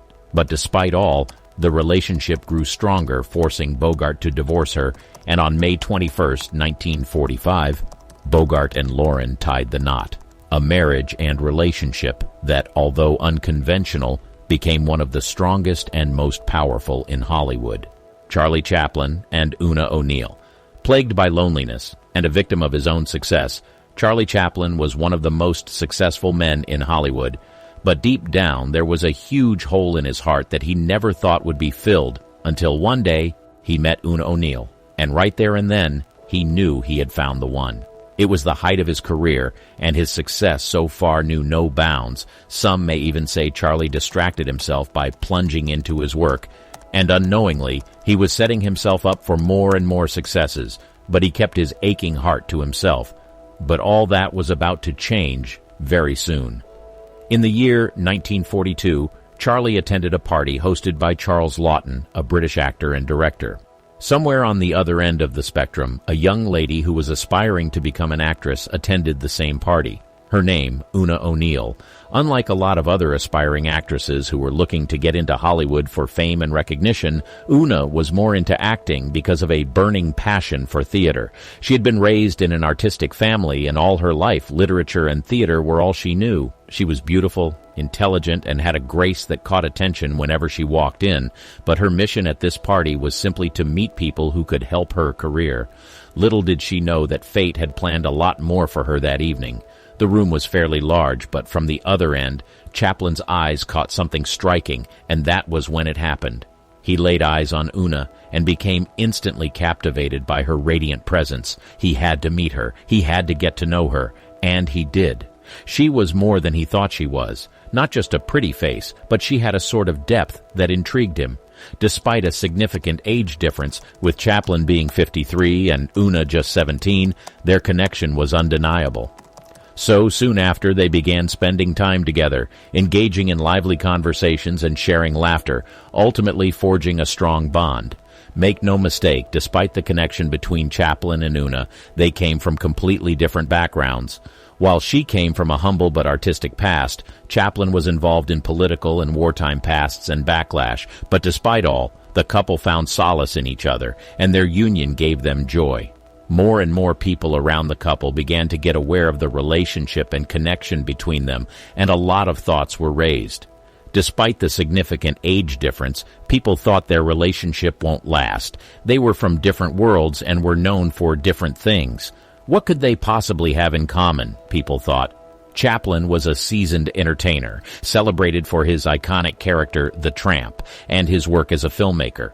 Una, on the other hand, was young and relatively unknown in the industry, possessing an innate charm and natural talent. Perhaps this was solely a transactional relationship that would soon end. But soon enough, Chaplin shut the mouths of naysayers once and for all. In 1943, Chaplin took the bold step and proposed to Una, and without even a moment's pause, she accepted, agreeing to become his fourth wife. As one may imagine, their union raised eyebrows and garnered considerable attention due to their age difference and the public perception of Chaplin's controversial personal life. Despite being very aware of all that was being said about their union, Chaplin and Una's relationship continued to thrive. As though to prove a point, the couple went ahead to have 8 children together, raising a large and vibrant family. Over the years, Chaplin and Una built a sanctuary for their family in Switzerland, where they could retreat from the pressures of Hollywood and enjoy a quieter, more private life. They found solace in the beauty of nature and the bonds they forged with their children. Una became a pillar of strength and stability for Chaplin, standing by his side during his later years when he faced accusations and controversies. Sadly, Charlie Chaplin finally passed away on December 25, 1977, at the age of 88. He died of natural causes in his sleep at his home in Corsier-sur-Vevey, Switzerland. The cause of death was recorded as a stroke, but even though Chaplin's death marked the end of an era in the entertainment industry, Una was devastated and threw herself into a state of mourning that shook the foundations of Hollywood. She noted on several occasions that Chaplin was the love of her life and she was lost without him. Una eventually passed on too at the age of 66 due to cancer, Frank Sinatra and Mia Farrow. One warm evening in July when Mia attended one of Frank's electrifying performances, she'd been filming a movie nearby and just needed some time to cool off and enjoy herself. But as she stood there amidst the small crowd watching Frank, how he commanded the stage, how his voice wafted across the room in a titillating and almost sexy way, something shifted in her. To her, this was more than just a performance, it was a cry to her soul. For the entire duration of his performance, Mia couldn't take her eyes off Frank, and she couldn't shake off the feeling of being swept off her feet by his powerful performance. Frank, on the other end, despite seeing a sizable crowd, seemed to notice Mia, and he too was swept away by her beauty and grace. But he needed to focus on his performance. It was a huge battle trying not to be distracted by Mia's lingering but welcome gaze. As soon as the show was over, Mia and Frank got introduced to each other backstage, and the spark between them was instantaneous. At the time, Frank was 49 years old and Mia was only 19, but they could not deny that the feelings brewing in each other were not ordinary. Their personalities merged with each other more, and the bond they created was stronger than anything they had ever felt. Over the next few months, Frank and Mia began to spend more and more time with each other. Their shared love for art and music formed the foundations of their relationship. They would talk for hours despite their age difference. They were like best of friends, maybe a bit more than that even. Soon enough, amidst all the intimate conversations they shared, late-night walks and enchanting dinners at glamorous venues like the Sands Hotel's Copa Room, deeper feelings began to brew, feelings bigger than even they could handle. Not long after, a few people around them began to sniff out what was going on between them, but none of these mattered much until the media got a hold of their relationship. The news spread like wildfire. The media and the public at large were intrigued by the relationship, and as such had a lot of things to say about them. For one, the contrast between Frank's established status in the entertainment industry and Mia's fresh-faced innocence fueled endless speculation and gossip. Some said Mia was positioning herself to be a benefactor of his money or use his connections to get more roles. Other critics dismissed their relationship as a passing fling, while some others simply scoffed at the obvious age difference and condemned their relationship on those grounds. In the heat of all these speculations that would probably break an average couple, Frank and Mia decided to shock everyone completely. On July 19, 1966, the couple tied the knot at the Sands Hotel. It was almost as though the entire Hollywood was out of breath. Everyone was shocked and speechless. Not many people believed that the relationship would stand the test of time. Then, a lot of people became believers in their love. But another larger group of critics still believed the marriage wouldn't last. And to be fair, the odds were on the critics' side. In the past, Frank had already been married and divorced 3 whole times. This was his 4th marriage. To everyone else, it would end up like the last 3 did. Mia's youth and innocence only intensified the public's fascination with their union. However, amidst the media frenzy, Frank and Mia found solace in each other's arms and nurtured a genuine connection. Throughout their relationship, Frank and Mia seemed to be shoving their love in the faces of their critics.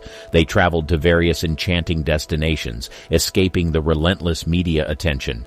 They frequented Palm Springs, a desert oasis where they enjoyed quiet retreats in luxurious estates surrounded by palm trees and stunning mountain views. The couple also embarked on romantic getaways to Europe, strolling hand in hand along the charming streets of Rome, Paris, and Venice. However, despite the happiness they found in each other's company, Frank and Mia's relationship was not without its challenges. First, being very successful in their respective careers, they began to face its pressures because due to their jobs, they often had to spend time apart. Frank with touring and Mia pursuing her acting ambitions. On top of all that, Frank's tumultuous lifestyle and connections with powerful individuals raised eyebrows and fueled rumors of infidelity. Ultimately, the strain proved too much, and sadly, Frank and Mia decided to part ways. They announced their separation in 1968, after less than 2 years of marriage. Although their love story came to an end, the impact of their relationship lingered in the memories of those who witnessed their union. Aristotle Onassis and Jackie Kennedy. He was 62 years old, and she was 39, but it was the perfect match. Aristotle Onassis, immensely rich through his shipping business, had a charismatic presence and the owner of a private island. Jackie Kennedy, the widow of John F. Kennedy, simply needed solace after the tragic events at Dallas. Several times in the past, the two had crossed paths, but nothing really stuck, and there wasn't enough time to explore the depths of their personalities. But all that changed when Jackie decided one day to visit an island. It was a sunny afternoon. Jackie first set foot on an island, accompanied by her sister, Lee Radziwill. The purpose of their visit was supposed to be brief. just to get away from all the prying eyes of the public and relax in solitude and tranquility amidst the waters and fragrant olive trees. But she had no idea that her stay on this island would make her cross paths with one of the most intriguing men she had ever met. Just as she was exploring the island, she ran into him, Aristotle. Now the two had met each other before at social gatherings. They had talked before, but the conversations had been brief, polite, and filled with a bit of formality. But here on the island, perhaps it was the beauty of nature all around them, or the seclusion the island provided, but their conversations took a deeper root now, deepening their connection.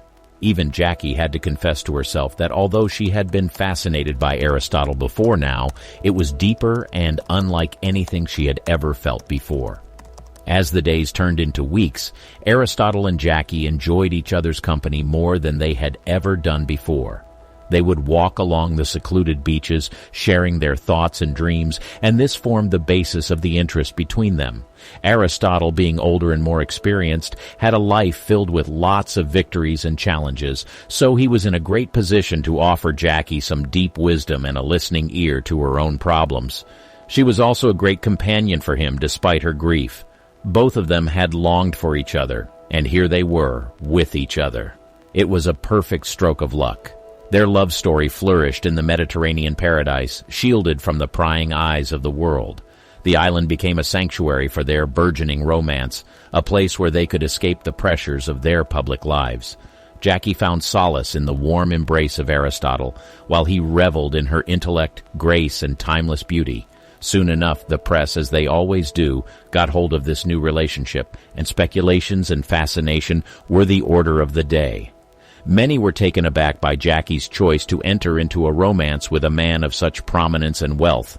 Some saw it as a betrayal of the memory of her late husband, while others viewed it as a means to secure her future. But in 1968, to show how unbothered they were about all these speculations flying around, Aristotle proposed to Jackie, offering her the promise of a new beginning. However, just when the world could almost hear wedding bells, something terrible happened. Jackie, seemingly from nowhere, suddenly decided that marrying Aristotle was not the right move for her. All wedding plans were halted, and as one may imagine, the media and public were speechless as a result of her sudden decision, a decision that marked a turning point in their relationship. Just like that, the romance brewing between the two ended, but despite that, they managed to remain friends, supporting each other and continually maintaining high respect and admiration for one another. Harrison Ford and Callista Flockhart.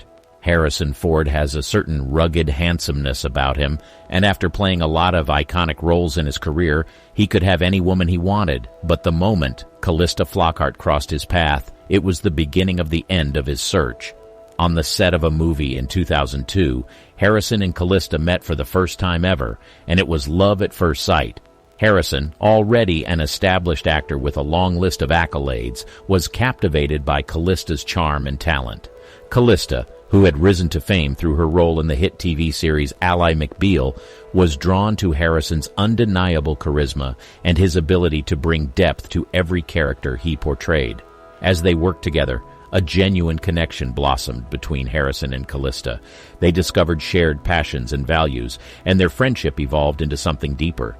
Harrison, having experienced the ups and downs of love and relationships, found comfort and fascination in Callista's down-to-earth nature and radiant spirit. Callista, too, loved Harrison's wisdom, kindness, and unwavering support.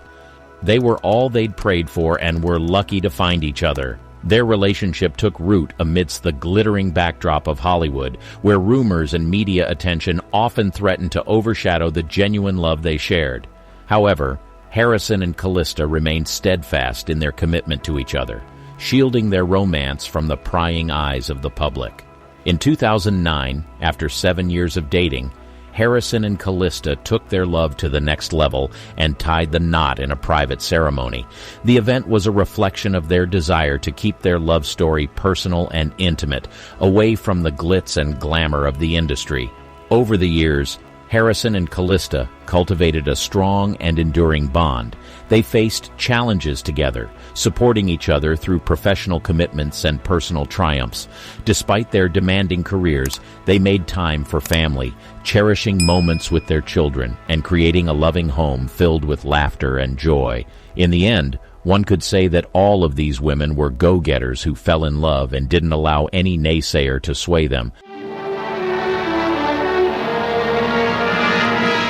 In the Golden Age era of Hollywood, there was less tolerance for affairs and illegitimate children.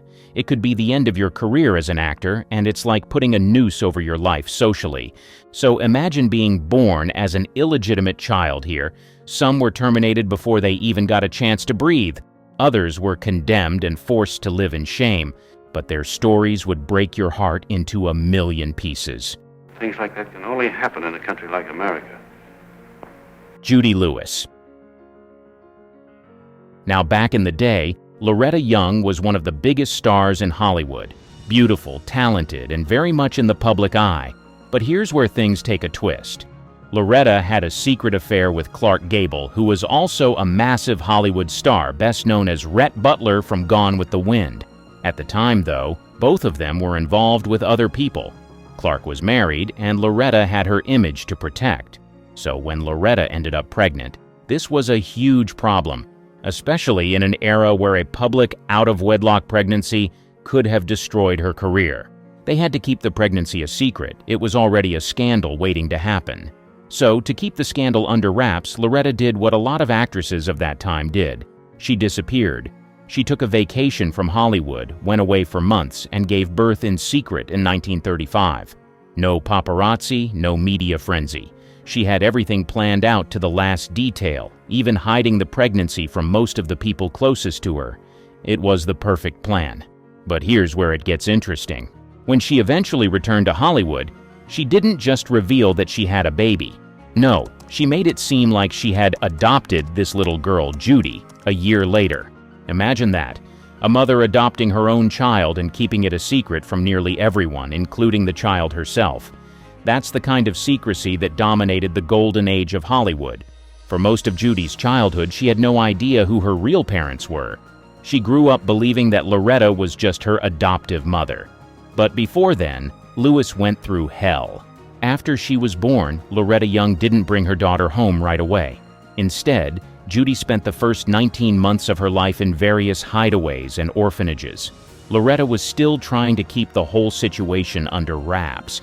Eventually, she adopted Judy, which, as we know now, was just part of her plan to conceal the truth about Judy's parentage. When Judy was around 4 years old, Loretta married a radio producer named Tom Lewis. That's when Judy took his last name, becoming Judy Lewis. Loretta and Tom had 2 more kids together, 2 sons, Christopher and Peter. So now Judy's growing up in this family and she's finally happy and at peace, but there's one small problem. She looks a lot like Clark Gable, especially those famous ears of his that stuck out. It was a resemblance that was hard to ignore. But you would not believe what her mother, Loretta, did next. She actually had Judy undergo a painful surgery to pin her ears back up when she was just 7 years old. It was yet another attempt to hide the truth about who Judy's real father was. Can you imagine that? Going through surgery just to keep up appearances? Then, when Judy was about 15, her mother made another film with Clark Gable called Key to the City.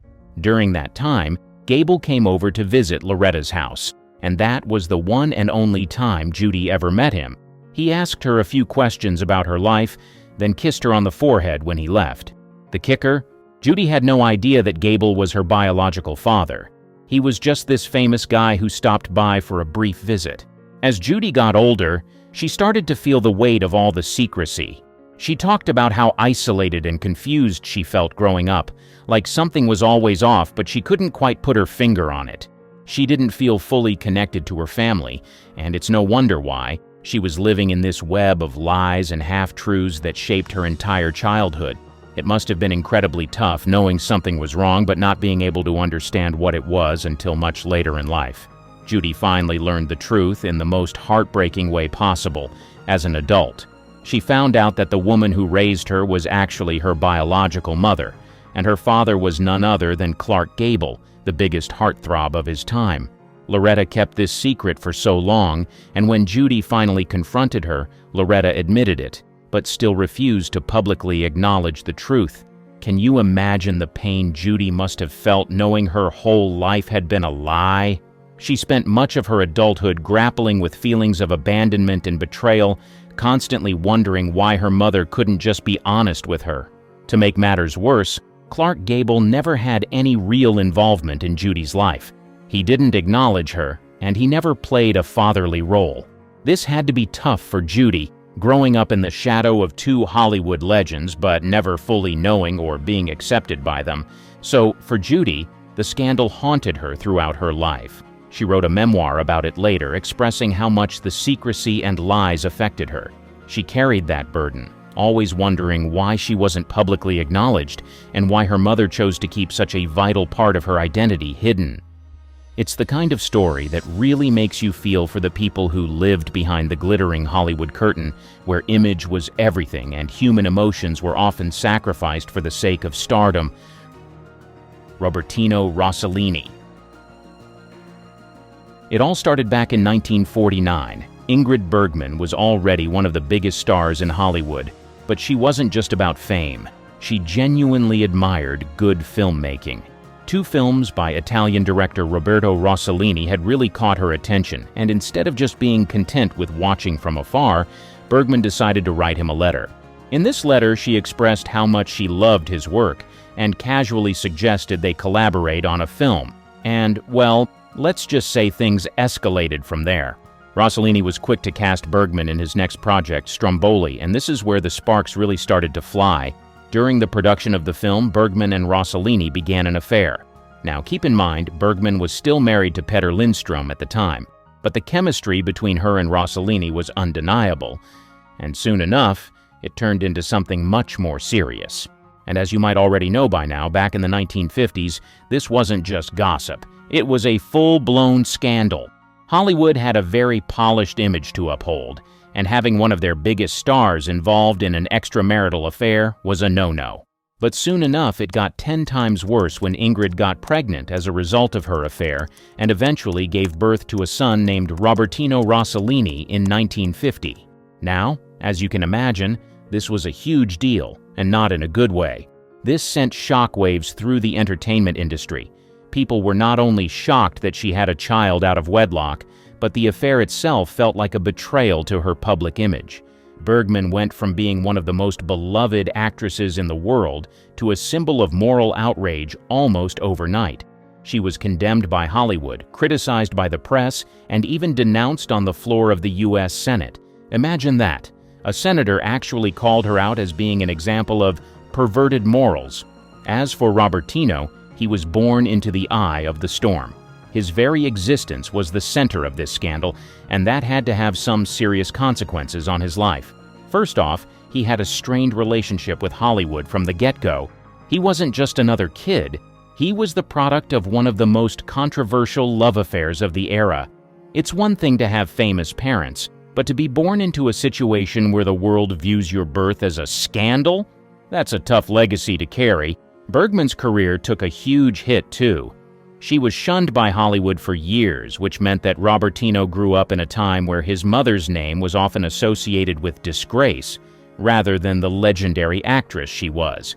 She moved to Italy to be with Rossellini, and while her career eventually bounced back, that period was marked by rejection and judgment, not just for her, but for her son, too.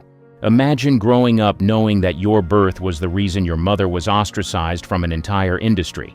That's a lot for a kid to carry. The damage to Robertino wasn't just public, it was personal. Having to grow up in the shadow of such a high-profile affair with parents who were constantly in the media for their turbulent relationship must have been emotionally taxing. His childhood was essentially defined by his parents' scandal, and it's hard to feel like you're living a normal life when the world already has its opinions about your family before you even know what's going on. So, in a way, Robertino's life was shaped, and possibly even damaged, by the choices his parents made and the public's harsh reaction to those choices. He was innocent in all of it, but he still had to deal with the fallout, and that's a burden no child should have to bear. The child that was never born. It's the 1940s, and Gary Cooper is the ultimate Hollywood heartthrob, right? And then you've got Patricia Neal, a talented actress who absolutely adores him. They start this passionate affair, and it's the kind of scandal that makes headlines everywhere. But here's the problem. Cooper was already married, which added a whole layer of drama to the situation. Now, Patricia is head over heels for him, but the reality of their secret relationship weighs heavily on her. Can you imagine being in love with someone who's not really available? It's like being trapped in a plot of a melodrama, but it's real life, and it's messy. Then things get even more intense. Patricia finds out she's pregnant, and it's like a roller coaster ride of emotions. She's excited about the possibility of a new life, but that happiness quickly turns into dread because Cooper, worried about the inevitable scandal, pressures her to terminate the pregnancy. Here's this woman, madly in love, and then faced with a heartbreaking decision that she never saw coming. It's gut-wrenching to think about how alone and devastated she must have felt during that time. After the affair fizzles out, Patricia picks herself up and continues to shine in Hollywood. She earns some serious accolades for her performances, which is great and all, but you can't shake the feeling that that chapter of her life lingers like a shadow. Even with all the success, she later reflects on how this experience haunted her. It's gut-wrenching to think that this child, innocent and unknowing, would never have the chance to laugh, cry, or grow up. There's no opportunity to experience the world, to find their place in it, or even to learn about their famous parents. They're just gone. And it's not because of anything they did, but because of the choices made by the adults around them. This situation not only left Patricia heartbroken, but also brought up feelings of loss and grief that would linger with her for years. It's like carrying an invisible scar that reminds you of what could have been. The world continued to turn, and she moved on with her life and career, but the shadow of that lost child loomed large. Nancy Sinatra. You know, growing up as Nancy Sinatra Jr. was no walk in the park. Imagine being the daughter of the legendary Frank Sinatra, but with the twist that you were born from an affair while he was still married to his first wife, Nancy Barbato. That little tidbit was like a shadow that followed her everywhere, making family life a complicated web of scandal and drama. From the moment she came into the world, there were whispers and gossip swirling around her. Being the child of an extramarital affair put her right in the crosshairs of public scrutiny. The media just wouldn't let up, painting her as part of this huge scandal that stained her father's reputation. Can you imagine that pressure? As a kid, she found herself living under the spotlight, with her father's larger-than-life persona overshadowing her own identity. She wasn't alone, though. She had two older siblings, Frank Jr. and Tina. But even with family around, Nancy often felt like the odd one out. Her relationship with her dad was complicated, too. The weight of his past choices hung heavily over their interactions. Sure, Frank Sinatra was charming and talented, but he was also a guy with a lot of baggage, and sometimes those ghosts seemed to get in the way of the love he had for his kids. As Nancy grew up, she slowly started to piece together the story of her birth and all the circumstances surrounding it. Finding out that she was the product of an affair was a real eye-opener. It wasn't just shocking. It was a heavy burden to carry. This realization changed how she saw family and belonging. While her siblings seemed to have a more straightforward relationship with their dad, Nancy struggled with feelings of alienation and confusion, and let's not even get started on how the media treated her. They constantly compared her to her dad, which only added to the stress. She wanted to carve out her own identity and pursue a music career, but the shadow of Frank Sinatra's fame was both a blessing and a curse. Some days, she felt like she could ride the coattails of his legacy, but other times it felt suffocating, like she could never escape the constant scrutiny that came with being his daughter. Her situation was even trickier because her existence was a painful reminder of Frank's infidelities. While she was trying to make her own way in the music industry, the emotional toll of being Frank Sinatra's daughter weighed heavily on her shoulders. She just wanted a narrative that wasn't tangled up in scandal. A story where she could be seen for who she was, not just as the child of her father's mistakes. As she navigated her career, Nancy faced the ongoing challenge of living with the choices her father made. Even with her successes, the complexities of her upbringing left her grappling with big questions about love, loyalty, and her own identity. Frank was a source of pride, no doubt, but the circumstances of her birth created an emotional landscape that was fraught with confusion and conflict. In the end, Nancy Sinatra Jr.'s journey really highlights the struggles of growing up in the shadow of a famous parent.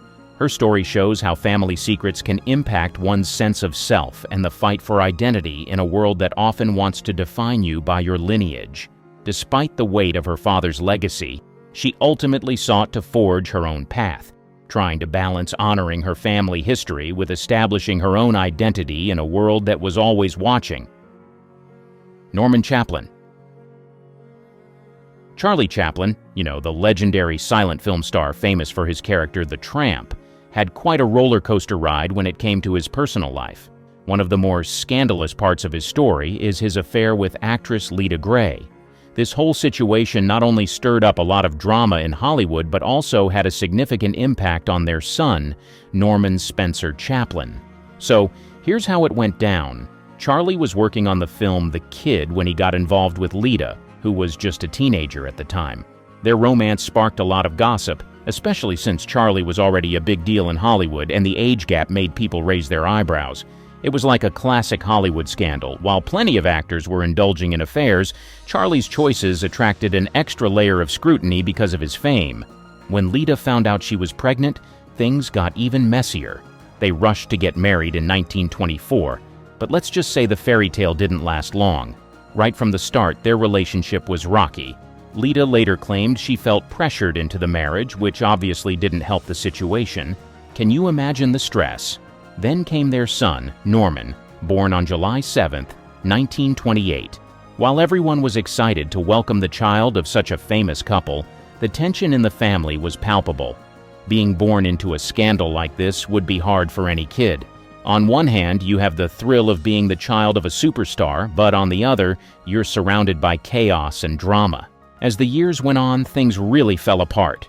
Charlie and Lita's marriage turned into a public battleground, with all the juicy details of their fights making headlines. Lita accused Charlie of neglecting his family in favor of his career, which added to the public drama. For Norman, that must have been tough. He was right in the middle of all this conflict, and the media attention was unrelenting. Growing up as Charlie Chaplin's son meant living in a spotlight that could be hard to bear. People were constantly comparing him to his famous father, and the scandal surrounding his parents was always lurking in the background. It's like Norman had to carry the weight of not just being Chaplin's kid, but also dealing with the fallout from a marriage that was anything but smooth. In the end, Norman Spencer Chaplin's story highlights the challenges of growing up in a world filled with fame and scandal. While his father was a beloved figure in film history, the chaotic nature of his family life created a complicated legacy for Norman. He had to navigate the complexities of identity and self-worth, all while trying to make sense of the drama that surrounded his family. It's a reminder that behind the glitz and glamour, there are real stories of struggle and resilience. Katie Wagner. The story of Robert Wagner and his daughter Katie Wagner is quite the fascinating one. So, Robert Wagner, the charming actor known for his roles in classic films and hit TV shows, had a brief relationship with actress Marion Marshall, and from that romance came Katie. Now imagine being born into this whirlwind of Hollywood drama. Katie's birth came with its fair share of complications. Robert was a rising star, and Marion was no slouch either, but the relationship was short-lived. They weren't together for long, and soon after, Wagner went on to marry the stunning Natalie Wood, which added a whole new layer of complexity to Katie's life. Growing up, Katie found herself navigating this chaotic family landscape. It must have been tough, with her father's high-profile marriage to Natalie Wood, who was one of the biggest stars of the era. Katie was often caught in the crossfire of public attention. You can only imagine the pressure of living up to that legacy. Katie often felt like she was trying to carve out her own identity while living in the shadow of her father's fame and the incredible talent of her stepmother. Every time someone brought up her father, they would also mention Natalie. which had to be both a blessing and a curse. On one hand, it meant she had a famous father, but on the other, it meant she was constantly compared to two larger-than-life figures. It was like trying to find her own voice in a chorus of celebrity. And let's be honest, Hollywood can be a tough place to grow up, especially when you're the daughter of someone like Robert Wagner. It's not just about being the child of a famous actor. It's about dealing with the intricacies of family relationships that come with that fame. Katie's experience highlights the complexities many children of stars face. Even though Robert Wagner loved her and wanted the best for her, the dynamics of his relationships and the scrutiny from the media must have been challenging for her. It's a classic tale of trying to navigate a path when everyone else seems to have their eyes on your family drama, making it difficult to define who you are outside of that narrative. Ultimately, Katie Wagner's story is a reminder of the challenges that come with having a famous parent. It's a delicate dance of trying to embrace that legacy while also striving to stand out on her own terms. Margaret Lockwood's journey through the world of acting was not just a career. It was a rebellion against the conventional, a series of choices that marked her as cinema's captivating contrarian. From her early days on the stage to her reign as the queen of Gainsborough melodramas, Lockwood defied expectations, choosing roles that challenged and transcended the traditional confines of female characters in British cinema. But what drove her to these choices? Was it a deliberate defiance, a personal inclination, or simply the allure of the complex and the controversial? And how did this contrarian path affect her, both as an actress and as a person living in the relentless spotlight of fame? As we peel back the layers of Margaret Lockwood's illustrious career, we uncover the stories of ambition, passion, and complexity. We delve into her iconic roles, from the virtuous to the villainous, and explore how these characters became inextricably linked with Lockwood's off-screen persona. We trace her journey through the war years, a time that tested her resolve and reshaped her career, and follow her transition to the stage and television, where she continued to captivate audiences with her versatility and depth. This is an homage to Margaret Lockwood, a woman whose legacy in British cinema is as enduring as it is enigmatic. Join us as we explore the life and career of cinema's captivating contrarian, a woman who lived her life with the same intensity and complexity as the characters she brought to life on screen. Prepare to be captivated by the story of Margaret Lockwood, a true icon of British cinema. Early life and ascent to stardom. Margaret Lockwood, born on September 15, 1916, in Karachi, British India, now Pakistan, embarked on a journey that would see her become one of Britain's most beloved film stars. Her early life, marked by a move to London at a young age, laid the foundation for a career that would span decades and ingrain her in the annals of British cinema history. This chapter delves into the formative years of Lockwood's life, her entry into the world of acting, and the pivotal roles that catapulted her to stardom, setting her on a path to becoming cinema's captivating contrarian. Lockwood's interest in acting was nurtured from a young age, influenced by her mother, who encouraged her to pursue her passion for the stage. This support led her to attend the Italia Conti Academy of Theatre Arts in London, where she honed her craft and prepared for a career in acting.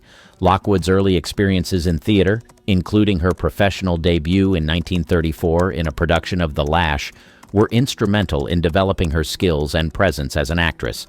These formative years in the theater were crucial, providing her with the discipline and versatility that would become hallmarks of her career.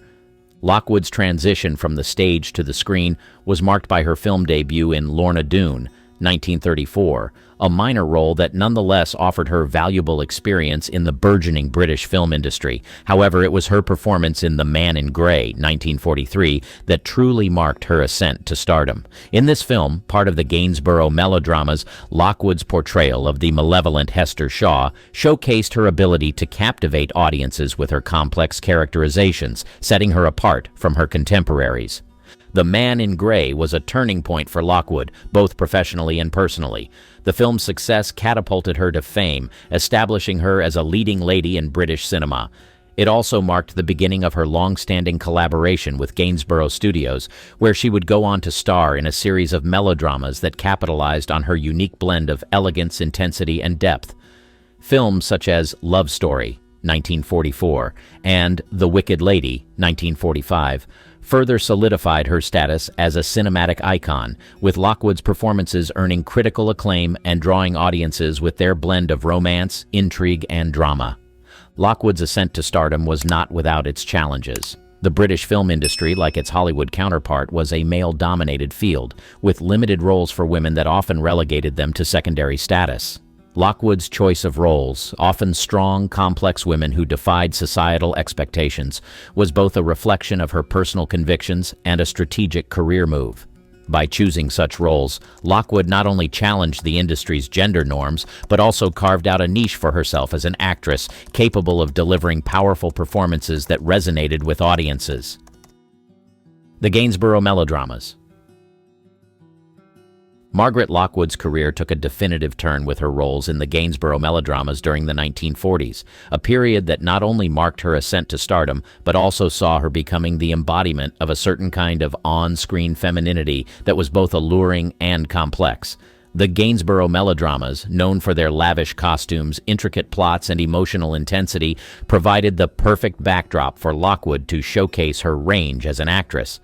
This chapter delves into her involvement in these films, focusing on how they shaped her public persona and contributed to her image as cinema's captivating contrarian.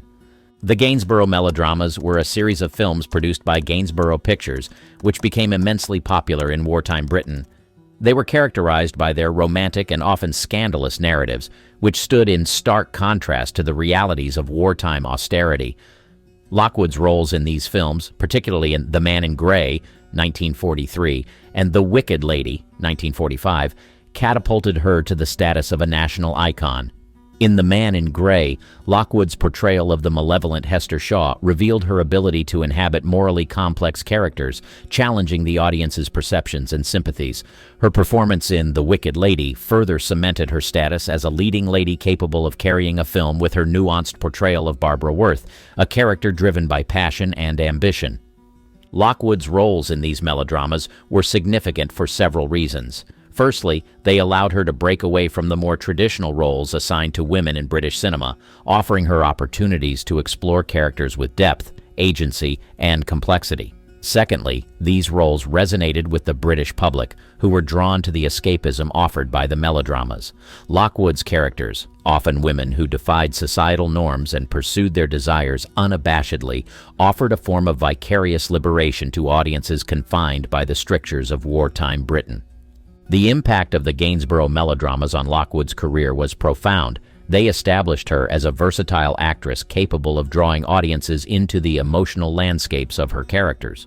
Moreover, these films showcased Lockwood's ability to navigate the dualities of her roles, women who were at once desirable and dangerous, vulnerable and powerful. This complexity made her performances stand out and contributed to her lasting legacy in British cinema. However, Lockwood's association with the melodramas also presented challenges. The typecasting inherent in her success with these films meant that she had to work harder to find roles that allowed her to step outside the melodramatic genre and demonstrate her range as an actress.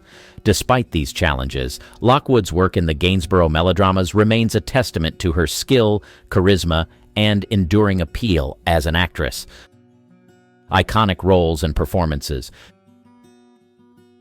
Beyond the Gainsborough melodramas, Lockwood's career was marked by a series of roles that showcased her ability to navigate a wide range of characters, from the ingenue to the femme fatale, each imbued with her unique blend of charisma and complexity. This chapter explores some of Lockwood's most memorable performances, highlighting how these roles contributed to her enduring legacy in British cinema. One of Lockwood's most celebrated roles came early in her career with Alfred Hitchcock's The Lady Vanishes, 1938. In this film, Lockwood played Iris Henderson, a young woman who becomes embroiled in a mystery when a fellow passenger disappears on a train journey across Europe. Lockwood's performance was pivotal to the film's success, blending strength and vulnerability in a way that captivated audiences and critics alike. The Lady Vanishes not only solidified Hitchcock's reputation as a master of suspense, but also demonstrated Lockwood's capacity for leading roles that required a delicate balance of determination and nuance. Following her success in the Gainsborough melodramas, Lockwood continued to explore complex characters, notably in The Wicked Lady, 1945. Her portrayal of Barbara Worth, a character driven by ambition and desire, was both controversial and compelling, challenging post-war British society's expectations of women. Lockwood's ability to elicit sympathy for an ostensibly immoral character spoke volumes about her skill and presence as an actress.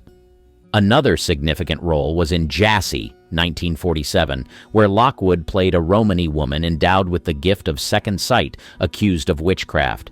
This role allowed Lockwood to delve into a character that was both outside the societal norms and rich with emotional depth, further showcasing her range and contributing to the film's success.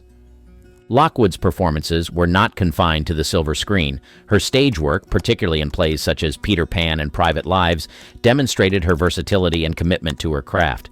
These theatrical roles allowed Lockwood to engage with her audience in a more intimate setting, bringing a different dimension to her performances and allowing her to explore the nuances of her characters in real time.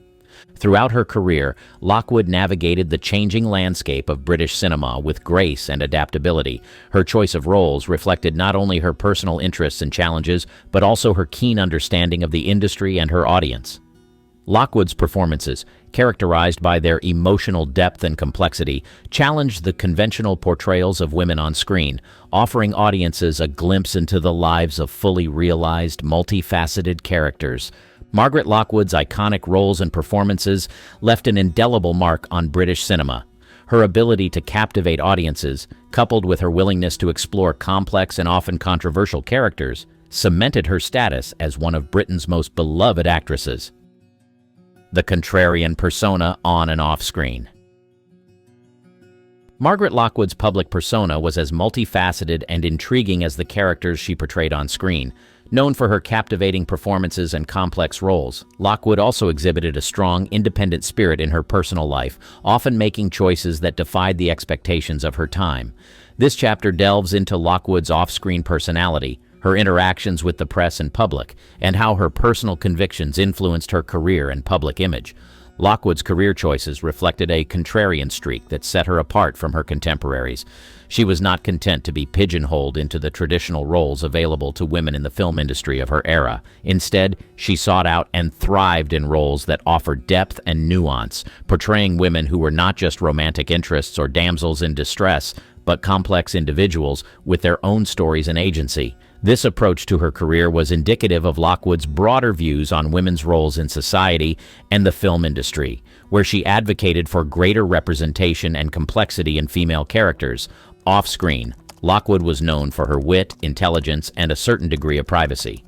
She managed to maintain a balance between her public persona and her private life, a feat in an era when the private lives of film stars were increasingly becoming fodder for public consumption. Lockwood's interactions with the press were marked by a savvy understanding of the power of media, using interviews and public appearances to craft an image that was both accessible and enigmatic. Despite her success and popularity, Lockwood was not immune to the challenges faced by women in the entertainment industry. She navigated the pressures of fame with a pragmatic approach, making strategic decisions that allowed her to pursue the roles she wanted while maintaining a level of control over her career. Her ability to do so was partly due to her talent and partly due to her understanding of the industry's dynamics, which she used to her advantage. Lockwood's personal life, particularly her relationships and role as a mother, also reflected her independent spirit. She was a devoted mother to her daughter, Julia Lockwood, and worked to balance her career with her responsibilities as a parent. This aspect of her life, though less publicized, was an essential part of her identity and influenced her choices in roles and projects. The legacy of Margaret Lockwood's contrarian persona extends beyond her filmography.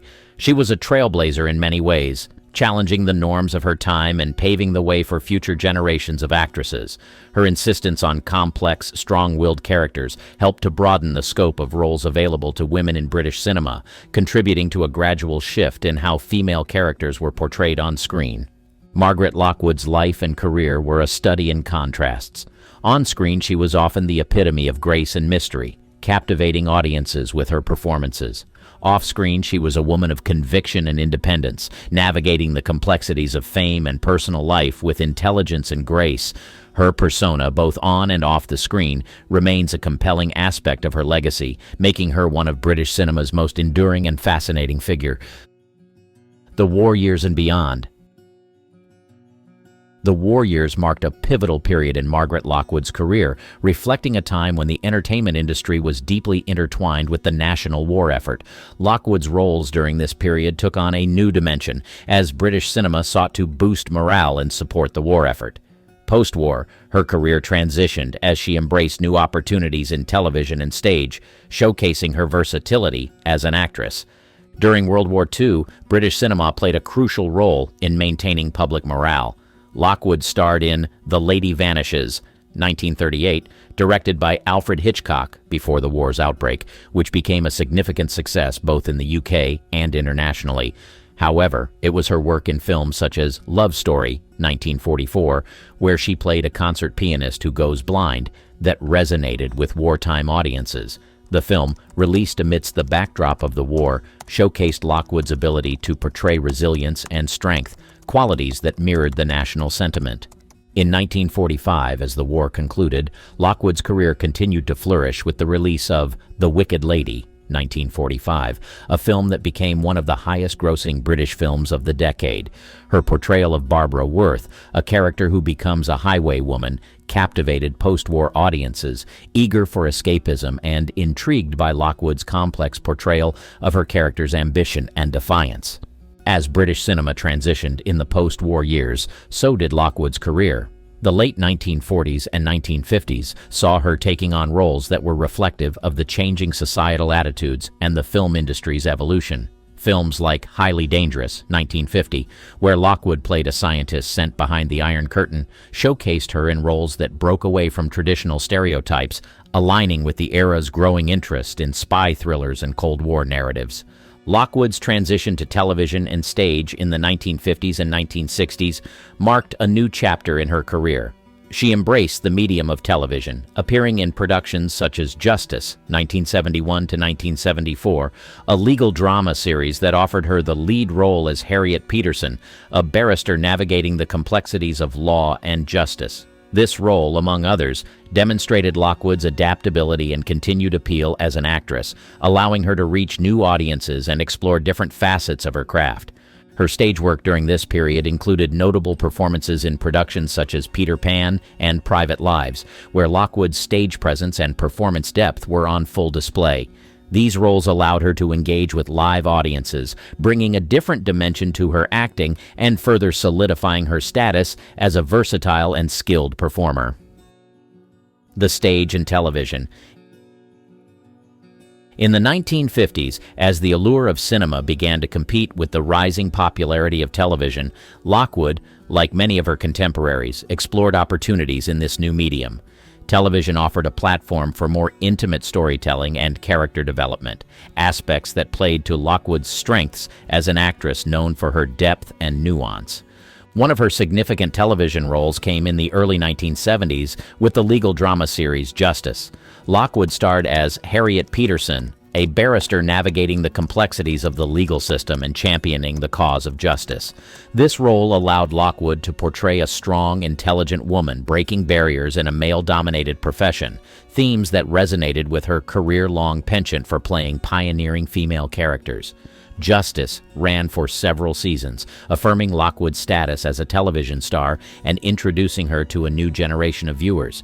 Parallel to her television work, Lockwood's passion for the stage saw a revival. The theater offered her the opportunity to engage with live audiences, bringing an immediacy and energy that differed from her film and television roles.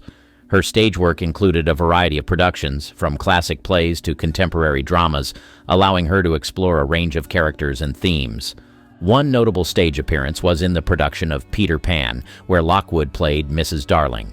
The role leveraged her maternal warmth and elegance, qualities that had endeared her to film audiences in a setting that highlighted her versatility and stage presence.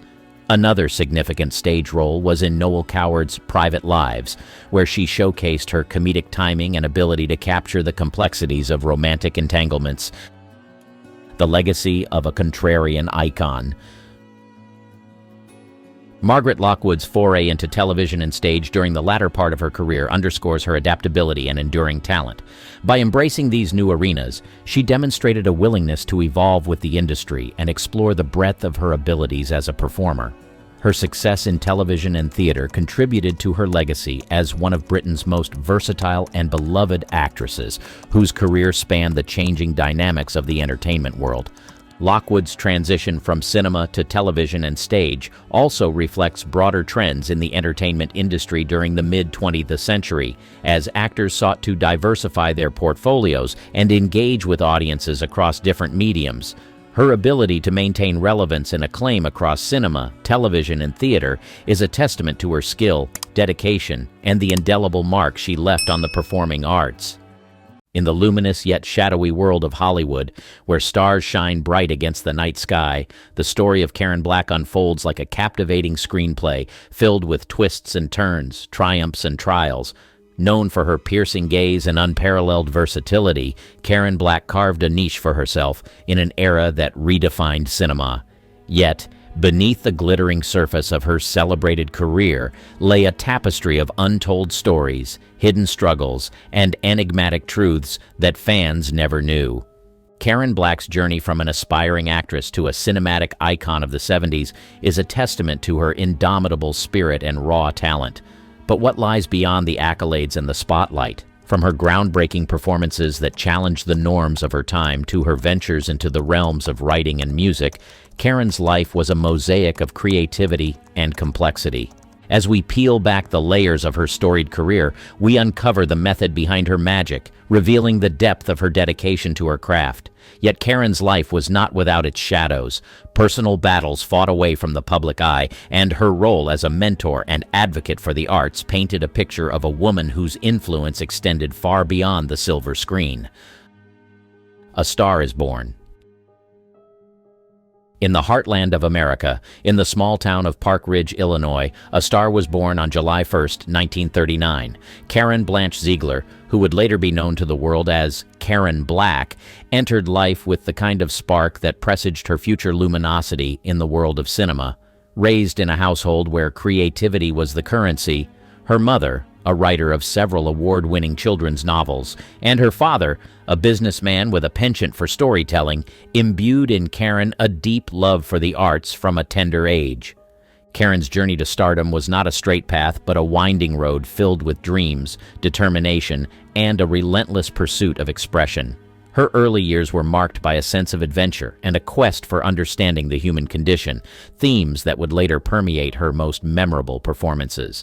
The family's move to Chicago when Karen was young opened new vistas of opportunity, exposing her to the vibrant theater scene that thrived in the city's heart. The stage became Karen's first love and battleground, where she honed her craft and learned the ropes of acting. Her education at the Goodman Theater School of Drama at the Art Institute of Chicago was not just an academic pursuit, it was a rite of passage. Here, Karen delved into the depths of character development and the nuances of performance, laying the foundation for a career that would defy conventions and challenge perceptions. Yet, the call of Hollywood was irresistible. In the early 1960s, with a heart full of dreams and a suitcase packed with ambition, Karen made the pilgrimage west, joining the ranks of hopefuls in the city of angels. Los Angeles was a world away from the theaters of Chicago, a place where dreams were both made and shattered. Karen's early days in Hollywood were a test of her resolve, a period of auditions, rejections, and small parts that tested the limits of her perseverance. But Karen Black was not one to be easily dissuaded. Her breakthrough came in a way that seemed almost fated, a serendipitous alignment of talent, timing, and opportunity. It was her role in Francis Ford Coppola's You're a Big Boy Now, 1966, that first turned heads, but it was the seminal year of 1969 that would forever change her trajectory. Her roles in Easy Rider, alongside Peter Fonda and Dennis Hopper, and as Rayette DePesto in 5 Easy Pieces opposite Jack Nicholson, showcased her extraordinary range and raw emotional depth, earning her critical acclaim and a place in the pantheon of new Hollywood icons. The breakthrough. The late 1960s and early 1970s marked a seismic shift in American cinema, a period now revered as the New Hollywood era. It was a time when the film industry underwent a radical transformation, driven by a new generation of filmmakers and actors who dared to push the boundaries of storytelling, character development, and cinematic art. Amidst this cultural revolution, Karen Black emerged as a defining figure, her breakthrough performances resonating with both the zeitgeist of the times and the evolving tastes of the audience. Karen's role in Five Easy Pieces, 1970, a film that has since become emblematic of the New Hollywood movement, was a career-defining moment. Portraying Rayette DePesto, a waitress who embodies the complexities of love, longing, and societal displacement, Karen delivered a performance that was both heart-wrenching and deeply human. Her ability to convey the subtleties of emotion and vulnerability earned her an Academy Award nomination for Best Supporting Actress, cementing her status as one of the era's most talented and versatile actors. This period of Karen's career was marked by a series of roles that showcased her range and depth as an actress. In The Great Gatsby, 1974, she took on the role of Myrtle Wilson, bringing to life the tragic figure with a performance that was both nuanced and powerful. Her portrayal of Myrtle's desperation and doomed aspirations highlighted Karen's skill in capturing the essence of complex characters, further establishing her as a force to be reckoned with in Hollywood. Another significant milestone came with her role in Airport 1975, where Karen played the stewardess Nancy Pryor. In a film that combined disaster movie tropes with human drama, Karen's performance stood out, offering a glimpse into her ability to anchor a film with her presence and emotional depth. This role, among others, demonstrated her versatility and helped solidify her reputation as one of the most reliable and compelling actresses of her time. The method behind the magic. Karen Black's approach to her craft was as unique as the characters she brought to life on screen. Rooted in the method acting technique, her preparation for roles went beyond mere memorization of lines or understanding the script. Karen delved deep into the psyche of her characters, seeking to inhabit their world fully and bring an authenticity to her performances that resonated with audiences and critics alike. Her dedication to the method was evident in the way she approached each role, often spending weeks or even months researching and immersing herself in the character's background, motivations, and emotional landscape. This intense preparation process allowed Karen to deliver performances that were not only compelling, but also deeply human, capturing the complexities and nuances of the characters she portrayed. One of the most striking examples of Karen's method acting came with her role in Five Easy Pieces. To embody Rayette, a character whose dreams and disappointments are palpable throughout the film, Karen spent time in diners, observing and interacting with waitresses to capture the essence of her character's life. Her commitment to authenticity paid off, resulting in a performance that was both powerful and poignant, earning her critical acclaim and an Academy Award nomination. Karen's ability to transform herself for her roles was not limited to dramatic parts. In Trilogy of Terror, 1975, a made-for-television anthology horror film, she showcased her versatility by playing 4 distinct characters, including a tormented college student and a woman terrorized by a Zuni fetish doll. Her performances in this film highlighted her skill in navigating a range of emotions and genres, from terror to despair, further cementing her status as a versatile and talented actress. Behind the magic of Karen Black's performances was a relentless pursuit of truth in her portrayal of characters. Whether it was through meticulous research, physical transformation, or emotional immersion, Karen's method acting technique was a testament to her dedication to her craft and her desire to connect with audiences on a profound level. Her legacy as an actress is not only defined by the roles she played, but also by the depth and authenticity she brought to each character, leaving an indelible mark on the world of cinema. Hidden talents. Karen Black's artistry extended far beyond the silver screen, revealing a woman of multifaceted talents and interests. While audiences around the world knew her as a captivating actress, many were unaware of the depth of her creativity, which flowed through her veins like an unending river, touching the shores of music, writing, and more. Music was one of Karen's most profound hidden talents. With a voice as distinctive as her on-screen presence, she ventured into the world of songwriting and singing with a passion that mirrored her approach to acting. Her album, released in the early 1980s, showcased not just her vocal abilities but also her skill as a songwriter. The songs, imbued with introspective lyrics and melodic tunes, offered listeners a glimpse into the inner world of an artist who found solace and expression in the rhythm and rhymes of music. Karen's literary talents were another aspect of her creative persona that remained largely out of the public eye. A prolific writer, she penned several screenplays and stories, each reflecting her keen observations of the human condition and her deep understanding of emotional complexities. Her writing, much like her performances, was a canvas where she explored themes of love, loss, and the intricacies of human relationships. In addition to her musical and literary endeavors, Karen had a keen interest in photography and painting, mediums through which she captured the beauty and absurdity of the world around her. Her photographs and artworks, though seldom exhibited, were as expressive and evocative as her roles on screen, marked by a unique perspective that was unmistakably Karen. Karen Black's hidden talents were a testament to her boundless creativity and her relentless pursuit of artistic expression. Whether through the chords of a song, the words on a page, or the strokes of a brush, she communicated with a depth and sincerity that resonated with those who had the privilege of experiencing her art. Her legacy, enriched by these diverse talents, stands as a reminder of the profound impact a truly creative spirit can have on the world. The cult icon. Karen Black's journey through Hollywood's ever-changing landscape solidified her status not just as a versatile actress, but as a cult icon whose work resonated deeply within the realms of independent cinema and genre films. Her fearless choice of roles and her unparalleled ability to breathe life into every character she portrayed endeared her to a dedicated fan base that revered her as much for her unconventional choices as for her undeniable talent. The 1970s and 1980s saw Karen embracing roles in films that would later be celebrated as cult classics, further cementing her legacy as an icon of alternative cinema. Her appearance in Trilogy of Terror, 1975, a horror anthology television movie, showcased her exceptional range and ability to captivate audiences with her performance in 3 distinct roles, particularly as the tormented protagonist in the segment featuring the now infamous Zuni fetish doll.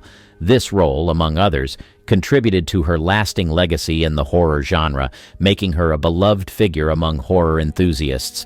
Karen's work in Burnt Offerings, 1976, further exemplified her status as a cult icon. In this haunted house thriller, her portrayal of a wife and mother slowly succumbing to the malevolent forces of her family's new home highlighted her skill in navigating the psychological depths of her characters, earning the film a special place in the hearts of horror aficionados. Beyond horror, Karen's roles in independent films and her collaborations with pioneering directors of the time played a significant role in her cult iconography. Her ability to seamlessly transition between genres, from drama to horror to comedy, showcased her versatility and fearless approach to her craft. This adaptability made her a favorite among directors looking for an actress who could bring complexity and authenticity to challenging roles. Personal struggles, public battles. Karen Black's luminous career and diverse artistic pursuits were often shadowed by personal struggles and public battles that tested her resilience and fortitude. Despite the challenges she faced, Karen's spirit remained unbroken, exemplifying her strength and determination to overcome adversity. One of the most significant struggles in Karen's life was her battle with health issues that emerged later in her career. In 2010, Karen was diagnosed with ampullary cancer, a rare form of cancer that affects the bile duct. The diagnosis marked the beginning of a difficult journey, as Karen underwent several medical treatments, including surgery and chemotherapy, in an effort to combat the disease. Her fight against cancer was not only a personal struggle, but also a public battle, as she shared her experiences with her fans and the world, showcasing her vulnerability and humanity. Karen's health battle took a toll on her professionally, as it limited her ability to work and take on new projects. However, her determination to continue acting and her passion for the arts never waned. Even during her treatment, Karen sought to remain active in the creative community, participating in projects as much as her health would allow and continuing to inspire those around her with her resilience. In addition to her health struggles, Karen faced financial difficulties that were exacerbated by her medical expenses. In 2013, her family launched a crowdfunding campaign to help cover the costs of her treatment, revealing the extent of her financial strain. The campaign received an outpouring of support from fans and the film community, highlighting the deep affection and respect that many held for Karen. The Mentor. Beyond her roles as an actress, Karen embraced the role of mentor with a generosity and passion that mirrored her approach to her craft. Her dedication to nurturing new talent was a testament to her belief in the transformative power of art and the importance of guidance and support in the creative journey. Karen's mentorship extended across various facets of filmmaking, from acting to writing and directing. She was known for her willingness to share her experiences, offering insights gleaned from decades in a challenging industry. Her advice was not just about the technicalities of acting or the nuances of character development. It was also about navigating the complexities of the film industry, maintaining artistic integrity, and the importance of resilience. One of Karen's most impactful contributions as a mentor was her involvement in workshops and acting classes. Here, she engaged with aspiring actors, providing them with a safe space to explore their abilities and push their boundaries. Karen's teaching style was immersive and hands-on, encouraging students to delve deep into their characters and embrace their vulnerabilities. She believed that true artistry in acting came from a place of honesty and emotional truth, and she guided her students in their pursuit of these ideals. Beyond formal settings, Karen's mentorship was also evident in her everyday interactions with young filmmakers and actors. She was known for her openness and approachability, often taking the time to engage in meaningful conversations with those seeking her advice. Her encouragement and support could be a turning point for many, offering them the confidence to pursue their dreams in an industry that could often seem impenetrable. Karen's impact as a mentor went beyond the technical aspects of filmmaking. She inspired her mentees to approach their art with a sense of purpose and a deep respect for the storytelling process. She emphasized the importance of empathy and emotional intelligence in creating work that resonated with audiences. Her guidance helped shape a new generation of artists, imbuing them with a sense of responsibility to their craft and to the stories they chose to tell. Moreover, Karen's mentorship reflected her broader vision for the film industry, a community where collaboration and mutual support were foundational values. She envisioned a space where creativity was nurtured and diverse voices were celebrated, paving the way for a more inclusive and dynamic cinematic landscape. An unconventional style. Karen Black's style was a vivid reflection of her era's cultural shifts, embodying the spirit of the 1960s and 70s with a distinctive flair that set her apart in Hollywood's fashion landscape. Her approach to fashion was as eclectic and daring as the roles she chose, making her a style icon who defied the conventional norms of celebrity dressing. In the 1970s, when Black's career was at its zenith, fashion was undergoing a radical transformation. The decade celebrated individuality and self-expression with influences ranging from the bohemian to the disco. Karen navigated these trends with an innate sense of style that was both of the moment and timeless. She was often seen in maxi dresses, a staple of 70s fashion, which she styled with her unique twist, incorporating bold prints and unconventional accessories that highlighted her artistic sensibility. Karen's public appearances were marked by her preference for outfits that blended glamour with a touch of the avant-garde. At the 46th Academy Awards in 1974, where she was nominated for her performance in The Great Gatsby, Karen epitomized 70s chic in a black halter neck gown. The simplicity of the dress was offset by her dramatic makeup and hairstyle, showcasing her ability to merge classic Hollywood elegance with the era's more experimental trends. Off the red carpet, Karen's personal style was equally compelling. She was known for her love of vintage clothing, often spotted in secondhand stores searching for unique pieces that she would incorporate into her everyday wardrobe. This penchant for vintage was not just a fashion statement, but a reflection of her broader artistic and environmental values, predating the contemporary movement towards sustainable fashion. Karen's influence on fashion extended beyond her personal style. She was a muse to several designers of the time who were drawn to her unconventional beauty and fearless approach to fashion. Her collaborations with these designers often resulted in groundbreaking looks that captured the imagination of the public and the fashion industry alike. Karen Black's unconventional style was more than just a facet of her public persona. It was an integral part of her identity as an artist and individual. Through her fashion choices, she communicated a sense of freedom, creativity, and defiance that resonated with the cultural zeitgeist of her time and continues to inspire today. The final act. Karen Black's career spanned over 5 decades, during which she became an emblem of versatility and resilience in the entertainment industry. Her final years, however, were marked by a courageous battle with cancer that she faced with the same strength and dignity that characterized her life and work. In 2010, Karen was diagnosed with ampullary cancer, leading to an extensive medical battle that included surgery and chemotherapy.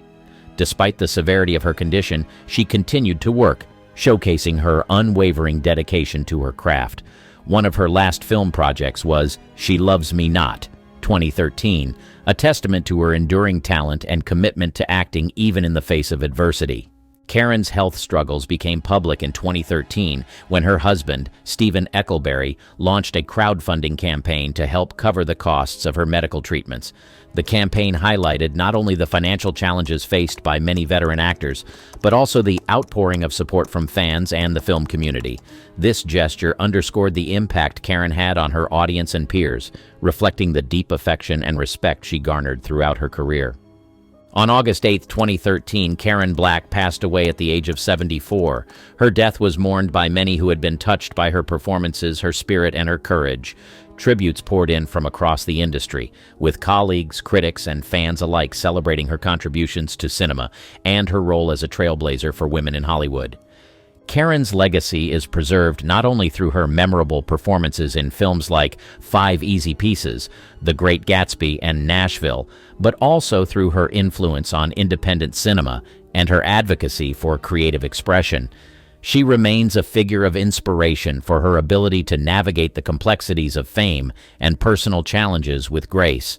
Her final act, marked by both personal struggle and professional achievements, serves as a poignant reminder of the human behind the celebrity. Karen Black's story is one of talent, resilience, and the indomitable spirit of an artist who continued to inspire until the very end. He had the type of eyes you could get lost in, a voice that could cradle you to sleep, Mr. Joshua. a face you can stare at forever, and his charisma swallowed up all the attention in the room. You may remember him from films like Walk, Don't Run, Charade, and Father Goose, and if you do, you'd know he was a lady magnet. His female co-stars all wanted a slice of him, and his rugged looks had his female fans fawning. Ladies and gentlemen, Cary Grant. Timeless style icon. When Cary Grant walks into a room, everyone just stops. He doesn't need to say a word, doesn't have to make a big show. Just the way he's dressed tells you everything. He'll be in one of those perfect suits, the kind that looks like it was tailored just for him, hugging his shoulders and fitting like a glove. No loud colors or crazy patterns, just classic black or navy, maybe a gray that looks like it belongs in a vintage ad, but somehow he stands out more than anyone else there. Now, as you can imagine, women adored Cary Grant's style because it was a perfect blend of sophistication and subtlety, something that stood out without trying too hard. They loved that he always looked impeccable, whether he was on the big screen or out on the town, yet he never seemed like he was showing off. When women saw him in that famous gray suit from North by Northwest, it wasn't just the suit they noticed, it was how effortlessly he wore it. He looked polished, powerful, and completely at ease, and that confidence in his appearance made him endlessly appealing. But it wasn't only about his suits. Women loved the way he could look just as attractive in something casual. In To Catch a Thief, his Riviera wardrobe, simple button-up shirts, lightweight slacks, and those classic sunglasses, had women swooning because he looked like the kind of man who didn't need to overthink his style. The way he looked so at home in everything he wore made women feel he was a man they could see themselves beside, whether at a high-end party or a relaxed seaside escape. And then there were his evening looks. Women couldn't get enough of him in a tuxedo, like in An Affair to Remember. They noticed the details, the perfectly fitted jacket, the slightly undone look of his bow tie that gave him this touch of rebellious charm. Grant didn't come off as stiff or formal. He looked as if he could laugh and flirt all night while still being the most dashing man in the room. Women found that irresistible because he didn't just look good, he made the people around him feel good too. His style wasn't just about clothes, it was about making everyone around him feel they were part of something special, something timeless. The ultimate gentleman. Today, gentlemen open car doors, pay for dates, or pull out seats for the lady. But Grant was the original pioneer of being a gentleman, and you didn't even have to meet him in real life to know that. When you think of his movies, there's no doubt that Cary was such a gentleman, and so it's not a surprise that ladies flocked to him. In movies, he played roles that highlighted not just his charisma, but his amazingly magnetic charm. Not only that, but he was also genuinely respectful and courteous. Think about An Affair to Remember. Grant's character, Nicky, could have easily been just another smooth talker, but he wasn't. Instead, he treated Deborah Kerr's character, Terry, with such warmth and respect. He didn't rush her or push his agenda. He let the romance grow naturally, and that patience was everything. And even though it was just a movie, women dared to believe he was that charming in real life. And just as they thought, off-screen he was just as much of a gentleman. Cary was known for being respectful and considerate of everyone, especially his female co-stars. Take Ingrid Bergman in Notorious, for instance. She once talked about how Grant made her feel comfortable and protected on set, even during intense scenes. That famous kiss scene, which goes on for what feels like forever, it was done in a way that never made her feel uncomfortable. He was attentive to her boundaries and focused on ensuring they worked as a team. Women found this so refreshing because, let's face it, not every Hollywood actor took that kind of care. And it wasn't just his co-stars, he was like this with his fans too. There's a story about a young fan who ran into him in a restaurant. Instead of brushing her off, he chatted with her, making her feel like she was the star. He'd write back to fans, too, in thoughtful notes that showed he genuinely cared. It wasn't an act, he was simply respectful and thoughtful to everyone he met, whether they were famous or just everyday admirer. Women noticed and they loved him for it because Cary Grant wasn't just playing the gentleman, he actually was one. His sensual appeal. Somehow, Cary trapped hundreds of women in his aura and appeal. Good-looking, smooth, and charming, but according to the ladies, there was something about him that made you want to take him to bed. So here's the thing about Cary Grant. He wasn't just good-looking or smooth. The guy had this crazy romantic pull that made everyone fall head over heels. Film critic Pauline Kael once called him the man from Dream City. Because unlike other Hollywood guys, he wasn't always chasing after women. Instead, they were usually chasing him, and that added this whole new level of sex appeal. Especially in his later movies when his co-stars were younger, you'd see them practically throwing themselves at him while he just stood there, cool as ever. And here's what really made him different. He wasn't the aggressive, forceful lover type. He was more of the ideal romantic partner, the kind of guy who didn't need to take charge to be attractive. A scholar named James Naramore explained it perfectly. He said Grant was a romantic ideal precisely because he didn't push or control the romance. He'd let the women lead sometimes, and that made him stand out. It's like he wasn't trying to prove anything. He was just there, so charming that women couldn't help themselves. You can especially see this in his comedies. Take Bringing Up Baby, where Katharine Hepburn is constantly dragging his character into the wildest situations. Grant doesn't try to control her or fight back, he just goes with it, letting her be the whirlwind. It's hilarious, and it makes their whole romance feel different and so much more interesting. He wasn't just sitting there making the moves, he was letting her take the lead, and that kind of role reversal was pretty rare back then. That's why women found him so irresistible. His characters made it okay for the woman to have the upper hand, to go after what she wanted, and that was new. With Grant, the romance felt real, fun, and modern because he was always open to letting his co-star shine.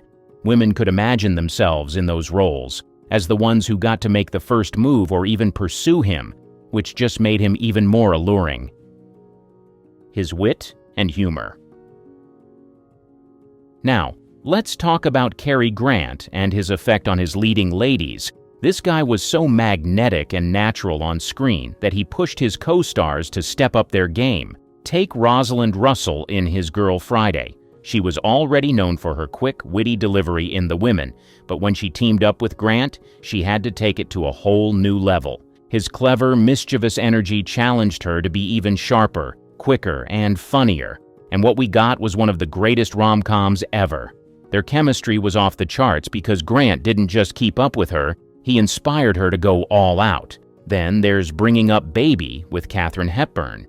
Hepburn was known as a serious actress, but the craziness of that movie, and Grant's total comfort with all the chaotic, silly antics, forced her to loosen up in a way she never had before. She had to ditch her usual serious actress vibe and just dive into the bizarre humor of it all. It's one of her most unforgettable performances because she's fully committed, and that's largely thanks to Grant giving her the space to be playful and let loose. Now think about Charade and To Catch a Thief, where he starred with Audrey Hepburn and Grace Kelly. These are women we think of as practically untouchable icons, classy, cool, and maybe even a little bit distant. But opposite Grant's mysterious charm, they got to explore a whole new side of their characters. With him, they could be flirtatious and bold, showing a hunger for adventure and romance that went beyond the typical leading lady roles of the time.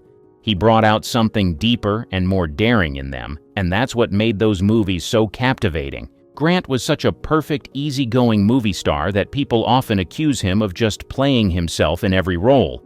And yeah, he was charming, handsome, and funny without trying, but that effortlessness was the work. His natural style hid all the complexity of what he was doing, so you almost forgot he was acting.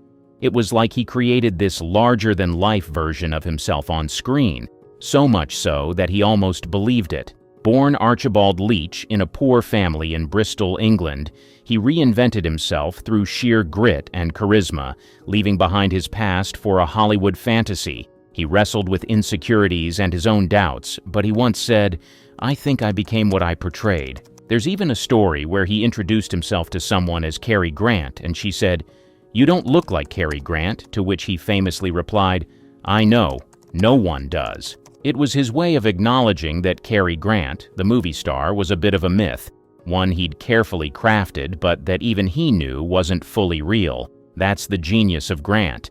He made himself into a legend while keeping just enough distance to know that Cary Grant, movie star, was as much an invention as any of his characters. He had a spotless image and reputation. Women adored Grant because he seemed like the type who would never let them down. Smooth and charming, but also solid and dependable. Grant never played the bad boy or the reckless heartbreaker. He was the kind of guy who wore a suit so perfectly you'd swear he was born in it. He was the ideal leading man, someone who always had everything under control. In his films, you'd never see him get overly emotional or ruffled. No matter how crazy things got, he handled it all with a cool head and that famous half smile. Women found that kind of calm and confidence incredibly appealing. Who wouldn't be drawn to a man who could make you feel like everything would be okay? But then, this image was so great that even the studios he worked for had to maintain it. However, Cary Grant's perfect good boy image almost took a dark turn in Suspicion, playing a schemer who seduces Joan Fontaine's character and, in the original story, plans to kill her for her money. Imagine Grant as a cold, calculating husband. Almost unrecognizable, right? That's exactly what the film was supposed to show. But the studio got nervous about tarnishing his spotless image, so they forced a rewrite. Instead of poisoning his wife, it all ends with a twist. It turns out her suspicions were only in her head, and he's innocent after all. We're left with a what if? What if he'd been allowed to go full dark? Suspicion gave us just a taste of what Grant might have done if he'd explored these darker roles, but sadly, we never really got to see it. However, he did give us a deeper look in Hitchcock's Notorious. His character in this one isn't evil, but he's far from the polished, perfect Cary Grant we were used to. He's simmering with this bottled-up rage, heartbreak, and jealousy that makes you wonder if he's going to lose it at any moment. You see him as more than just the suave leading man. There's something broken and angry under the surface, like his good looks are just a mask hiding all this bitterness and pain. One scene where he watches Ingrid Bergman with this cold, devastated expression says it all. He barely moves or says a word, but you feel everything he's holding back. This side of Grant, The darker, more complex side was mesmerizing. It showed he could go places few expected, and that his talent wasn't limited to charm and good looks. For just a few moments, you see that his beauty could be unsettling, even dangerous, and it's thrilling to imagine the kind of roles he might have taken if the studios hadn't been so protective of his pristine image. Grant, the mystery man. While everyone else in the industry was all over the tabloids throwing parties and airing out their personal lives, Grant was different. He kept things quiet, private. He didn't feel the need to be front and center, and he definitely wasn't part of the Hollywood party scene. Instead, he stayed on the sidelines, letting people wonder, and believe me, they did wonder. Women absolutely adored him for this. There was something about his silence, his restraint, that was captivating. It was like he always had some secret he wasn't telling, and that drove people crazy in the best way. Women were drawn to him because he seemed so different from the typical Hollywood playboy. With Grant, you couldn't help but feel like there was so much more going on beneath that smooth exterior. But he only let you see what he wanted you to see. It made him feel almost unattainable, and women loved that. They didn't want the guy who was out there in the spotlight every night. They wanted the one who was cool, composed, and just a little bit mysterious. You didn't get any wild stories or public drama with him. He controlled his image, giving you just enough to keep you interested, but never too much. That air of mystery, of not quite knowing who Cary Grant was, made him feel almost out of reach, and that only made him more intriguing. Women loved that they had to wonder, that he was a puzzle they could never fully solve. It was like he had cracked the code on how to be endlessly fascinating by saying less, not more, and everyone was hooked. The god of romance. When it comes to classic romance, Cary Grant practically wrote the book. His roles in films like An Affair to Remember and To Catch a Thief weren't just love stories. They were fantasies that defined what romance could be on screen. In An Affair to Remember, he was the man who could make a promise on top of the Empire State Building feel like the most romantic gesture imaginable. He had this way of making even the smallest moments, just a look or a line, feel deep and meaningful, and audiences ate it up. Women watching these films couldn't help but imagine him as the ideal partner. Grant had this balance of charisma and tenderness, a rare blend that made it easy to believe he would love fiercely and loyally, with just a hint of mystery thrown in. James Nairmore, a film scholar, put it perfectly. Grant was a romantic ideal, not an aggressive lover. This shift in how the romance played out made his relationships feel more collaborative, like a dance between equals. And when it came to his screwball comedies, it was even more powerful. Grant didn't just play the charming leading man, he brought out the best in his co-stars, especially the women. Their performances became more textured, more nuanced, and the chemistry between them became the heart of the film. It wasn't just about the romance, it was about the kind of partnership that felt real and relatable, even if it was set in a comedic, often over-the-top world. The result was always a romance that felt fresh, exciting, and, in its own way, deeply empowering. In The Bachelor and the Bobby Soxer, there's this moment where Shirley Temple's character has a massive crush on Cary Grant, and her older sister, played by Myrna Loy, makes a snarky comment about Grant's fatal fascination and how it won't last. Of course, the joke's on her because she ends up falling for him too. And honestly, that's exactly how audiences have felt about Cary Grant ever since. Like Temple's character, we can't help but get caught up in the fantasy of Cary Grant. This charming, mysterious, exciting man who seems like he could be everything we dream of. Think about it. In To Catch a Thief and Charade, we totally get why Grace Kelly and Audrey Hepburn are so drawn to him, even with the hints of danger in his past. Or how in Suspicion, Joan Fontaine's character sticks by him despite her doubts, and in Holiday, Katharine Hepburn's character risks her stable life for a shot at adventure with him. He's the guy who makes you want to throw caution to the wind, whether you're the character on screen or a fan watching him, and Cary himself knew the effect he had. He once joked, "Everyone wants to be Cary Grant. Even I want to be Cary Grant." That's what made him so magnetic. He embodied this perfect blend of fantasy and reality, making people feel like anything was possible if they were with him. In movies like The Bishop's Wife, where he even played an angel, he was the ultimate leading man, letting us all escape into that world where Cary Grant could be our own romantic hero. Ever the eye candy? Seeing Cary Grant's face for the first time was nothing short of a revelation. With his impossibly deep tan, those expressive chocolate brown eyes, and that glossy black hair, he had a look that could stop anyone in their tracks. And then there was his chin, famous for its dimple, instantly recognizable, making him stand out in a way most actors could only dream of. It wasn't just his good looks. It was the way he carried himself, effortlessly cool, as if he knew exactly how to captivate an audience with just a glance. Grant could have converted anyone to the Church of Cary with a single look. For one person, that moment came on a summer day nearly 20 years ago when they watched To Catch a Thief, 1955, for the first time. The film wasn't just their introduction to Alfred Hitchcock, a filmmaker who would go on to shape their cinematic taste, or to Grace Kelly, whose elegance was undeniable. It was their first real encounter with Cary Grant. In that moment, the actor's absurdly handsome face, paired with his striped sweater, polka-dotted scarf, and that effortlessly charming smile, completely captivated them. As the camera zoomed in on Grant's face, it was like the world stopped for a second. Who is this guy? They wondered, completely caught off guard by the magnetic presence Grant exuded. It wasn't just his appearance that had this effect. It was the subtle but undeniable charisma that Grant brought to every role, making everything seem so natural, so effortless. That one close-up was enough to leave a lasting impression, sparking a fascination that would only grow the more they watched his films. His raw aura. Cary Grant didn't need to do much to captivate you. He had a way of drawing you in without even trying. To Catch a Thief is a perfect example of this.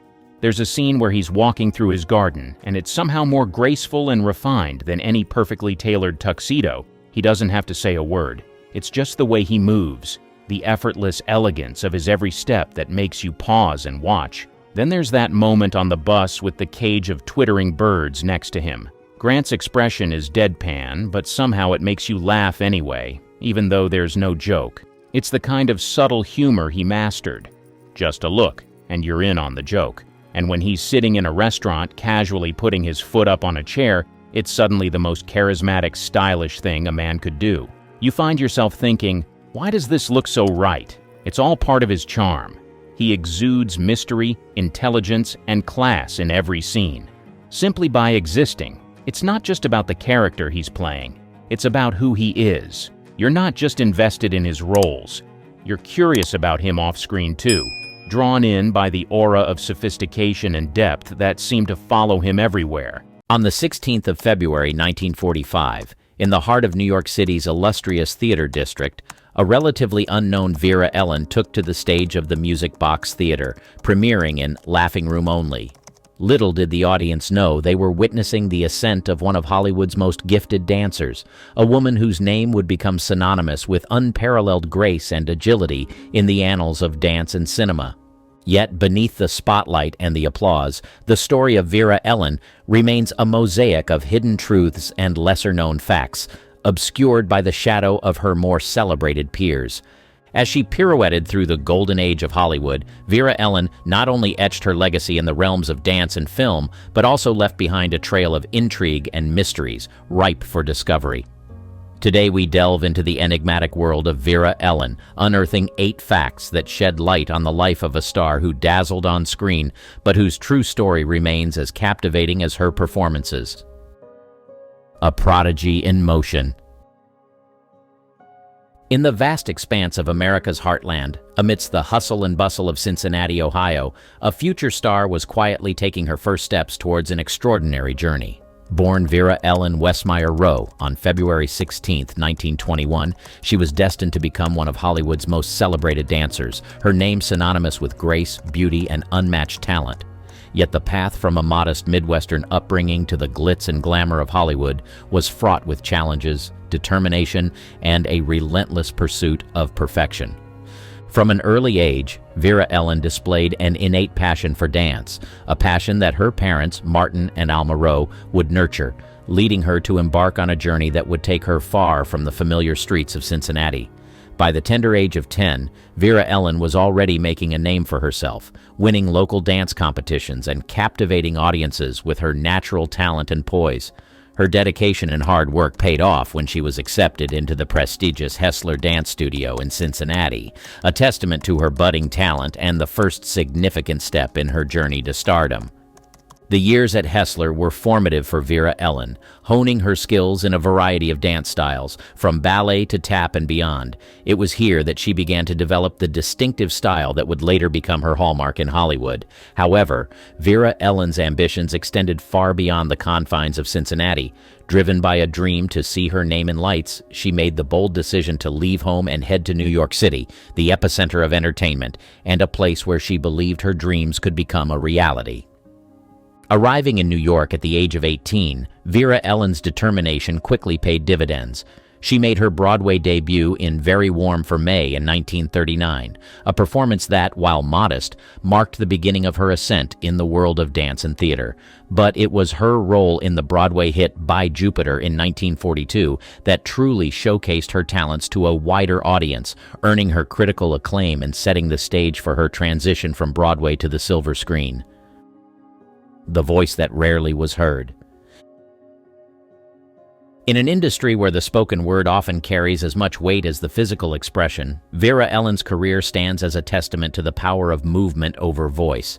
Despite her prominence on the silver screen during Hollywood's golden era, her voice was a rare gem, seldom heard in her films. This chapter delves into the enigma of Vera Ellen's vocal silence, exploring the artistic and personal nuances that contributed to this unique aspect of her career. Vera Ellen's transition from Broadway to Hollywood in the early 1940s marked the beginning of a cinematic journey defined by dazzling dance sequences and visual spectacle. However, unlike many of her contemporaries who showcased their talents through both song and dance, Vera Ellen's voice was notably absent from her most iconic performances. This was not due to a lack of talent or versatility, but rather a reflection of the era's cinematic trends and the specific roles she embodied. One of the pivotal moments in this narrative occurred during the production of White Christmas in 1954, a film that remains a beloved classic to this day.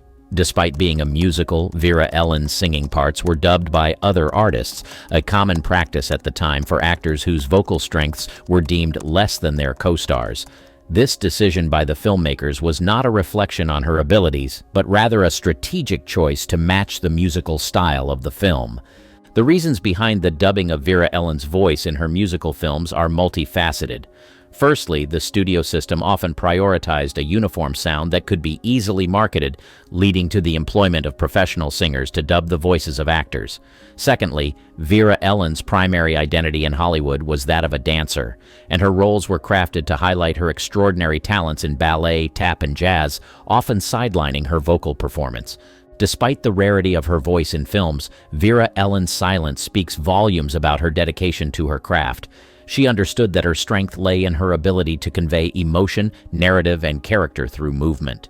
Her performances transcended the need for vocal expression, allowing audiences to focus on the visual poetry of her dance. The decision to let her dance do the talking did not diminish Vera Ellen's impact on Hollywood or her audience. Instead, it solidified her status as a dance icon, a woman whose physical articulation was so powerful that it rendered words unnecessary. Her legacy, therefore, is not one of silence, but of a voice expressed through the universal language of dance, resonating with audiences even in the absence of spoken words. Vera Ellen's choice to focus on dance over voice in her film career is a reminder of the diverse forms of expression in the arts. It challenges the conventional norms of musical cinema and highlights the importance of embracing one's strengths. In Vera Ellen's case, her voice, though rarely heard, was profoundly felt in every step, leap, and twirl, leaving an indelible mark on the history of film and dance. A pioneer of dance styles, Vera Ellen's impact on the dance world transcends her performances. She was instrumental in introducing and popularizing a variety of dance styles to Hollywood's silver screen. Her career, blossoming in the 1940s and extending through the 1950s, was marked by a series of performances that not only showcased her versatility as a dancer, but also her role as a pioneer in the integration of diverse dance forms into cinema. In 1945, Vera Ellen made her Hollywood debut in Wonder Man, a film that allowed her to showcase a range of dance styles, from ballet to ballroom. However, it was her subsequent roles that firmly established her as a trailblazer in dance. Her performance in On the Town, 1949, alongside Gene Kelly and Frank Sinatra, is particularly notable. In this film, Vera Ellen brought a blend of balletic grace and modern dance energy to the big screen, contributing to one of the first movie musicals to be shot on location in New York City. This approach not only highlighted her dance skills, but also demonstrated how dance could be integrated into the narrative, enhancing the realism and dynamism of the film. Another landmark in her career was The Belle of New York, 1952, where she starred opposite Fred Astaire. In this film, Vera Ellen and Astaire performed a series of complex dance numbers that incorporated elements of jazz and tap, showcasing her ability to adapt and excel across different dance genres. Their performance in the Seeing's Believing number is often cited as a masterpiece of cinematic dance, featuring a blend of technical precision and effortless charm that has become emblematic of Vera Ellen's legacy. Beyond her versatility, Vera Ellen was known for her rigorous dedication to her craft. Her commitment to perfection and her relentless pursuit of innovation in dance left a lasting impact on her peers and the generations that followed. Dancers and choreographers in Hollywood and beyond have cited her influence in their work, noting her contributions to the evolution of dance and film. Vera Ellen's pioneering role in dance was not limited to her on-screen performances. Behind the scenes, she worked closely with choreographers, including the legendary Robert Alton, to craft sequences that pushed the boundaries of what was possible in film dance. Her collaboration with these choreographers not only highlighted her skills, but also her creative vision, making her an integral part of the choreographic process. Through her films, Vera Ellen introduced audiences worldwide to a fusion of dance styles, from the classical elegance of ballet to the vibrant rhythms of jazz and tap. Her work helped to broaden the scope of dance in cinema, making it more accessible and engaging for audiences and inspiring a new generation of dancers and choreographers. Vera Ellen's contributions to dance in Hollywood were marked by a series of firsts. She was among the first to blend classical ballet with modern dance in a cinematic context, and her performances helped to elevate dance from mere entertainment to an essential storytelling tool in film. Her legacy, therefore, is not just in the roles she played, but in her enduring influence on the art of dance in cinema, an influence that continues to resonate in the industry today. The secret struggles. One of the most significant struggles Vera Ellen faced was her battle with anorexia nervosa, a disorder scarcely recognized or understood during her time. The pressures of maintaining a dancer's physique, combined with the rigorous demands of her profession and the aesthetic standards of the era, exacerbated her condition. By the 1950s, during the zenith of her career, the effects of her eating disorder became more visible, prompting concern and speculation among audiences and peers alike. Yet, the lack of awareness and conversation around mental health and eating disorders during that period meant Vera Ellen faced her challenges with little support or understanding from the broader public and industry. Beyond her health struggles, Vera Ellen's life was touched by deep personal loss. Her marriage to Robert Hightower ended in divorce, and she later married wealthy businessman Victor Rothschild. Though her second marriage brought some stability, it was marred by tragedy with the loss of their daughter, Victoria Ellen, to sudden infant death syndrome, SIDS, in 1963. This devastating event plunged Vera Ellen into profound grief, impacting her both personally and professionally as she withdrew further from the Hollywood scene. As Vera Ellen contended with her personal demons, her professional life also faced challenges. The transition from the golden age of musical cinema to new entertainment forms saw a decline in the demand for the kind of dance-centric films that had been her forte. The changing landscape of Hollywood, combined with her health and personal issues, led to a sense of professional isolation, despite her significant contributions to the industry. Despite these struggles, Vera Ellen's legacy in dance and film remains undisputed. Her technical proficiency, combined with a profound expressive capability, set her apart as one of the era's most talented performers. However, the silence around her personal battles during her lifetime and the years following her death on August 30th, 1981, underscores the often overlooked human aspect behind the glitz and glamour of Hollywood stardom. The costume mystery. Vera Ellen's career in Hollywood was as much a visual feast as it was a showcase of talent, with her costumes playing a pivotal role in her on-screen persona. Known for her slender frame and elegant neck, a particular mystery that has fascinated fans and historians alike revolves around her wardrobe choices in later films, notably in the iconic White Christmas, 1954. Throughout this film and subsequent appearances, Vera Ellen was consistently seen wearing high-necked dresses and gowns, a choice that sparked speculation and rumors about the reasons behind such a distinctive style. Some have suggested that this was due to the actress's desire to conceal a prematurely aging neck, a physical trait that she was purportedly self-conscious about. This theory was further fueled by whispers of her battle with anorexia, which some believed had taken a toll on her physical appearance, compelling her to hide her neck. However, contrary to the rumors, those close to Vera Ellen and costume designers who worked with her have offered alternative explanations, emphasizing her love for fashion and her active involvement in the selection and design of her costumes. Her preference for high-necked attire was, by some accounts, a stylistic choice, reflective of her taste and the elegance she brought to her roles.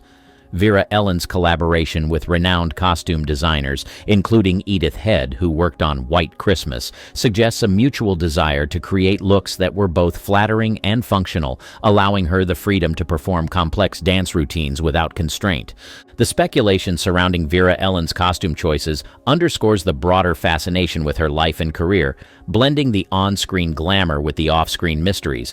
While the truth behind the high-necked costume mystery remains a topic of debate, it highlights the enduring interest in Vera Ellen's legacy, not just as a dancer and actress, but as a fashion icon of her time. The lost love. Vera Ellen's personal life, much like the roles she embodied with grace and vivacity on screen, was intertwined with profound love stories marked by both their depth and their eventual heartache. Among these, her marriage to fellow dancer Robert Hightower in 1941 stands as a poignant chapter in her life, embodying a union of shared dreams and aspirations within the dance world. This relationship, blossoming from their mutual passion for dance, promised a partnership of both personal and professional fulfillment. Their marriage, however, unfolded during a time when Vera Ellen's career was on a precipitous ascent. By the mid-1940s, particularly after her standout performances in On the Town, 1949, and her subsequent rise in Hollywood, the demands of fame began to exert pressure on their relationship. The couple navigated the challenges that came with Vera Ellen's increasing commitments and public scrutiny, a journey that tested the resilience of their bond. In 1945, amidst the glittering yet relentless pace of Hollywood, Vera Ellen and Robert Hightower's marriage faced its ultimate test. The year marked a turning point, not just in Vera Ellen's career, but in her personal life as well. Despite their efforts to sustain their relationship, the couple parted ways, their divorce finalizing in a time when Vera Ellen's star was shining its brightest. This period was a testament to the often unseen sacrifices behind the camera, where personal relationships were sometimes collateral in the pursuit of cinematic greatness. The end of her marriage to Hightower was a loss that Vera Ellen felt deeply, a chapter that closed with lingering questions about what might have been. Yet, her capacity to find love anew was evident in her subsequent marriage to Victor Rothschild in 1954. This relationship offered a semblance of stability and a new beginning, highlighting Vera Ellen's resilience and her enduring hope for personal happiness beyond the shadows of her lost love. However, tragedy struck again with the untimely death of her daughter with Rothschild, a devastating blow that left an indelible mark on Vera Ellen's life. The loss of her child was a sorrow that no acclaim or applause could mollify, a stark reminder of the vulnerabilities that lay beneath the surface of her public persona. Hollywood's best-kept secret. In the late 1940s, specifically around 1949, following her acclaimed performance in On the Town, Vera Ellen quietly embarked on a journey that would see her influencing the dance community behind the scenes. Known for her on-screen partnerships with icons like Gene Kelly and Fred Astaire, Vera Ellen's public persona was synonymous with her physical prowess and unmatched grace. However, beyond the camera's gaze, she was instrumental in fostering talent and advocating for the arts, particularly ballet, in a period when popular culture was rapidly evolving. Vera Ellen's passion for dance extended beyond her own career aspirations. She was deeply committed to the education and promotion of dance as an art form. Utilizing her resources and connections within the industry, she played a pivotal role in the establishment of scholarship programs aimed at nurturing young talent. While specific names and dates of these programs are not widely documented, her involvement in philanthropic efforts within the arts community during the early 1950s marked a significant yet understated chapter of her life. Moreover, Vera Ellen's influence was felt in the push for incorporating more intricate and technically demanding dance sequences in film, challenging both performers and choreographers to elevate the standard of dance in cinema. Her advocacy for dance as a serious and respected art form contributed to a gradual shift in how dance was perceived in Hollywood and beyond. Despite her contributions, Vera Ellen's efforts in this arena remained largely unrecognized, overshadowed by her on-screen achievements and personal struggles. It wasn't until years after her retirement from the screen and subsequent passing on August 30th, 1981, that the depth of her impact began to be fully appreciated. The Dancer's Last Stand. Vera Ellen's final notable appearance on the big screen in Let's Be Happy, 1957, marked a poignant conclusion to a dazzling career that had spanned over 2 decades. By this time, Vera Ellen had established herself as one of the premier dancers of Hollywood's golden age, known for her versatility and technical skill. Let's Be Happy, a Technicolor musical that showcased Vera Ellen's dancing prowess, served as a fitting farewell to a woman who had dedicated her life to the art of dance. This film, while not as commercially successful or critically acclaimed as her earlier works, offered audiences one last opportunity to witness Vera Ellen's talent. Despite the changing dynamics of Hollywood and the evolving tastes of cinema audiences, Vera Ellen's performance in Let's Be Happy was a testament to her enduring dedication to her craft. After Let's Be Happy, Vera Ellen gradually retreated from the public eye. The shift away from musicals and cinema, combined with personal challenges, led her to make the decision to step back from her career in Hollywood. She focused instead on her personal life and her health, which had been compromised by her struggles with anorexia and the loss of her daughter. Vera Ellen's legacy, however, remained undiminished. Her influence on the world of dance and cinema continues to be celebrated by fans and historians alike. Her contributions to the art of dance in film are remembered for their innovation, beauty, and the sheer joy they brought to audiences around the world. Beneath the shimmering surface of Hollywood's golden age, a labyrinth of secrets and scandals lay hidden. Among the glittering stars and cinematic masterpieces, the private lives of Tinseltown's finest were often shrouded in mystery and intrigue. But sometimes the veil would slip, revealing tales so unexpected and controversial, they seemed ripped from the pages of a screenplay. Take, for instance, the luminous Ava Gardner, whose tumultuous love affair with Frank Sinatra captivated the public. Or the legendary Spencer Tracy, whose off-screen life was as complex and compelling as his on-screen performances. These were not isolated incidents, but part of a larger narrative, a tapestry woven with hidden liaisons, secret children, and forbidden love. In this video, we peel back the curtain on Hollywood's most closely guarded secrets, the children born out of the spotlight, away from the prying eyes of the press and the public. From the whispered rumors of clandestine pregnancies to the undeniable truths that emerged years later, these stories reveal a different side of the stars we thought we knew. We'll explore the lives of those who grew up in the shadows of fame, their existences marked by a legacy they had no part in choosing. These are not just tales of scandal and sensation, but of real people searching for identity and belonging in the aftermath of decisions made long before their time. The early days of Hollywood. In the nascent days of Hollywood, a burgeoning film industry began to cast its first shadows on the silver screen, giving rise to a new breed of American royalty, the movie star. This era, marked by the silent film age and the transition to talkies, was a time of innovation, glamour, and boundless possibilities. Yet, beneath its glittering surface, the personal lives of its stars were often mired in complexity and secrecy, particularly when it came to matters of the heart and family. One of the most emblematic figures of this era was Clara Bow, known as the It Girl, who embodied the carefree, vivacious spirit of the Roaring Twenties. Bow's on-screen persona captivated millions, but her off-screen life was fraught with challenges, not least of which were the rumors that swirled around her personal relationships and the children she was rumored to have had out of wedlock. While no concrete evidence exists to confirm these children, the speculation around Bow's private life underscores the intense scrutiny and moral policing faced by female stars of the time. The early Hollywood studio system, with its rigid control over actors' images and personal lives, played a significant role in shaping the narrative around its stars. Studios went to great lengths to craft public personas for their actors that aligned with the moral standards of the day, often at the expense of the stars' true selves.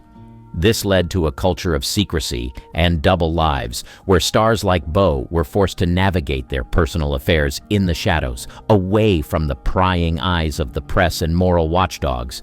The case of Bow is not isolated. Other stars of the era, such as Louise Brooks and Alma Rubens, faced similar challenges. Brooks, known for her iconic role in Pandora's Box, and Rubens, a silent film actress whose career was marred by addiction, both had rumored affairs and children out of wedlock. These stories, often buried beneath layers of studio-manufactured publicity, reveal a pattern of hidden relationships and the lengths to which stars went to maintain their public image. The societal norms of the early 20th century, which stigmatized children born outside of marriage, added another layer of complexity to these situations. The children of these liaisons, if they existed, were often raised in secrecy or given up for adoption, their paternity shrouded in mystery. This practice was not limited to Hollywood, but was reflective of broader societal attitudes towards illegitimacy and the sanctity of the traditional family unit.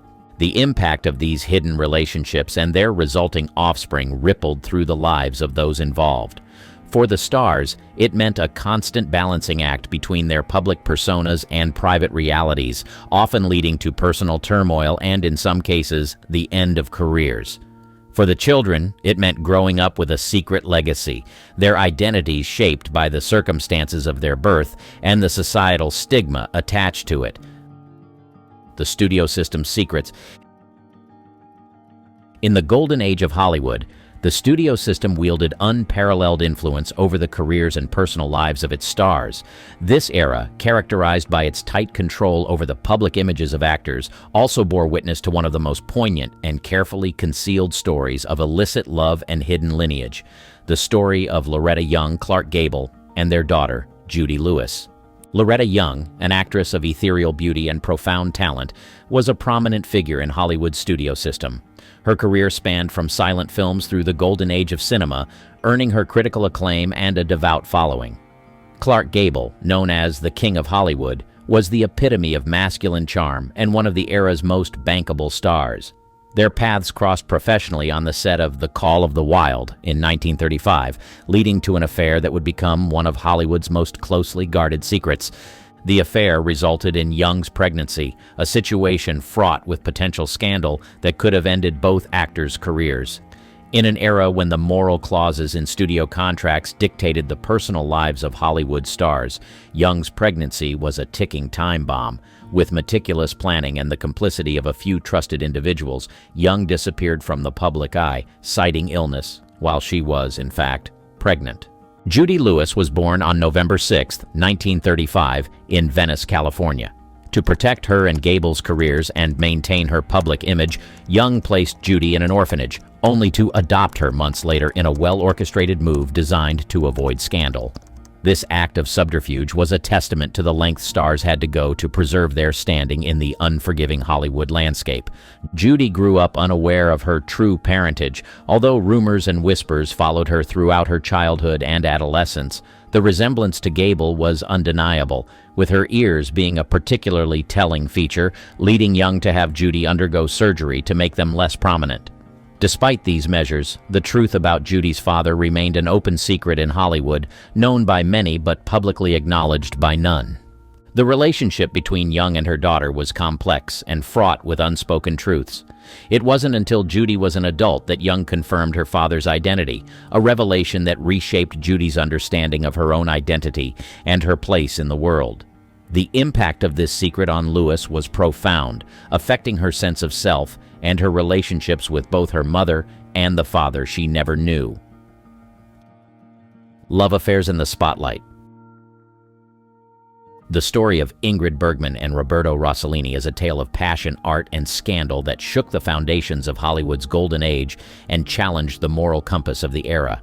Bergman, a Swedish actress renowned for her luminous beauty and profound talent, had captivated American audiences with her performances in films such as Casablanca and Gaslight, for which she won her first Academy Award.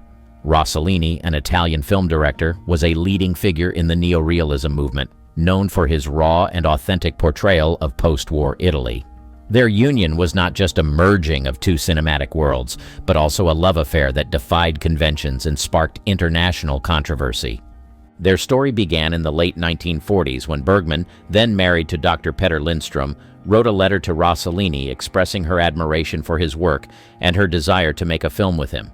This correspondence led to Bergman's starring role in Stromboli, 1950, directed by Rossellini. During the production of the film, their professional relationship blossomed into a romantic affair, a development that would have profound personal and professional repercussions. The affair became public knowledge when Bergman became pregnant with Rossellini's child. In an era when Hollywood's moral code was strictly enforced and the personal lives of its stars were subject to public scrutiny, the revelation of their relationship was scandalous. Bergman, who had been revered as a symbol of grace and virtue, was now vilified in the press, condemned by the public, and even denounced on the floor of the United States Senate for immoral conduct. The birth of their son, Renato Roberto Giusto Giuseppe Rossellini, in 1950, and later the twins Isabella and Ingrid Rossellini, only intensified the scandal. Bergman's marriage to Lindstrom ended in divorce, and she married Rossellini in 1950. However, the damage to her public image was significant. Bergman was forced to leave Hollywood and would not return to the American screen for several years. The relationship between Bergman and Rossellini and the birth of their children marked a significant moment in Hollywood history. It challenged the industry's and society's expectations of female stars, highlighting the double standards applied to women's personal and professional lives. Bergman's career, although temporarily derailed, eventually recovered. She went on to win 2 more Academy Awards, proving that talent could overcome scandal. The children of Bergman and Rossellini grew up in the shadow of this controversy, but carved out their own paths. Isabella Rossellini became a successful actress and model, while Ingrid Rossellini pursued a career in academia.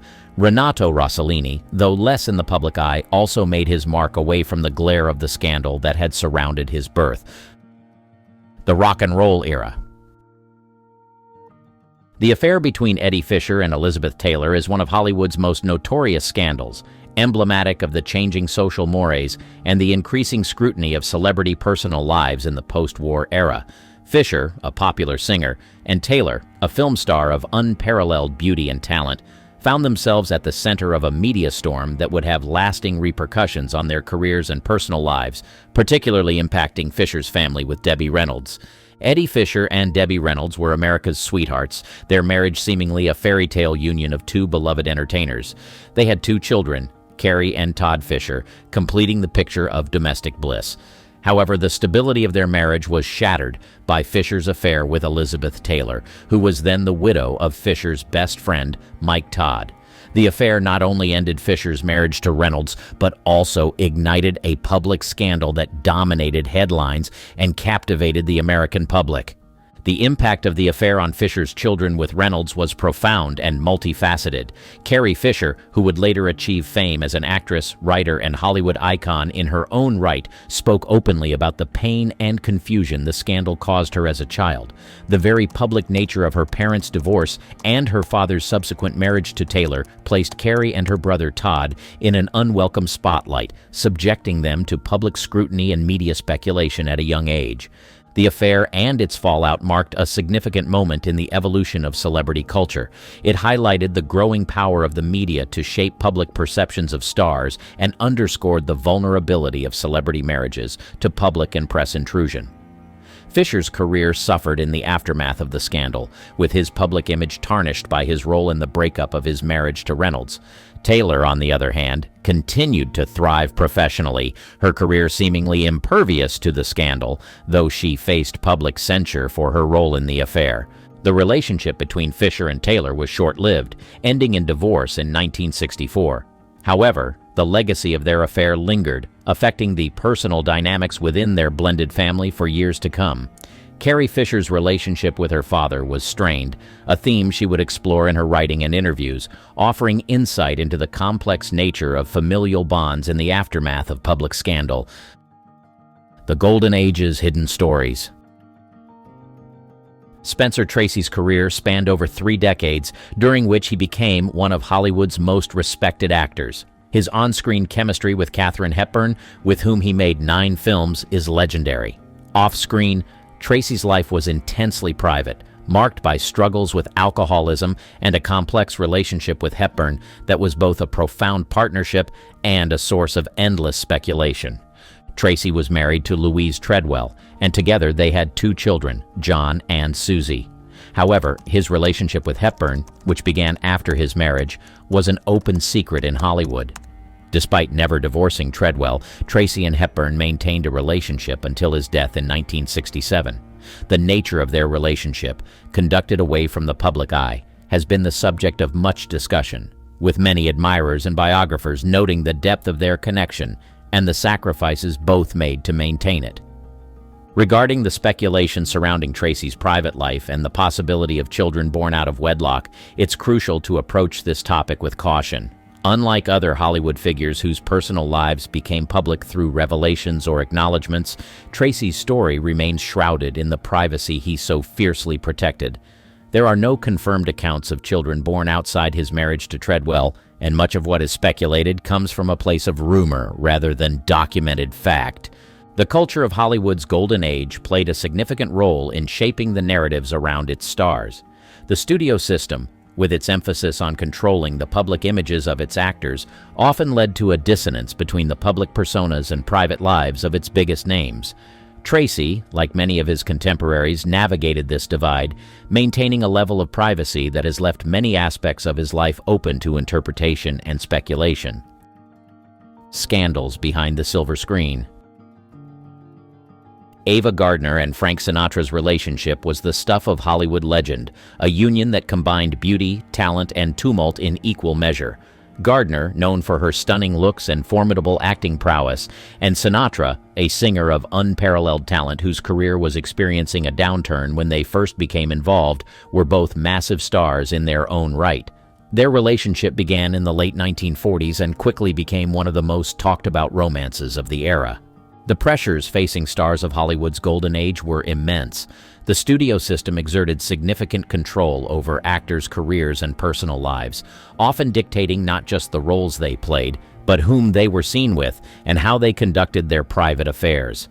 For Gardner and Sinatra, this meant their relationship was subject to intense scrutiny, not just from studio heads, but from the public and the press.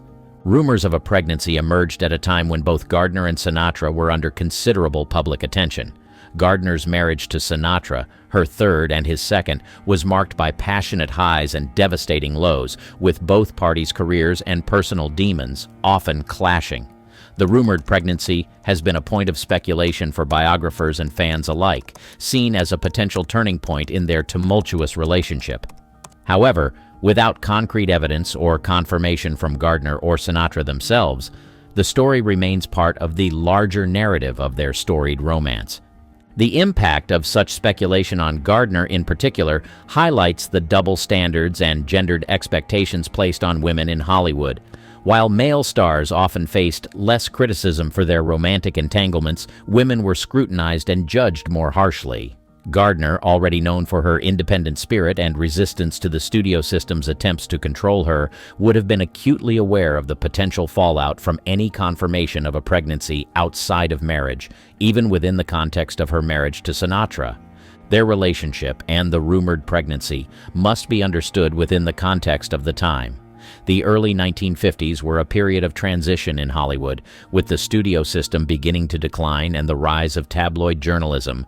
The personal lives of stars became fodder for public consumption in a way that had not been seen before, with Gardner and Sinatra among the first to experience the full force of this new celebrity culture. Love, secrecy, and legacy.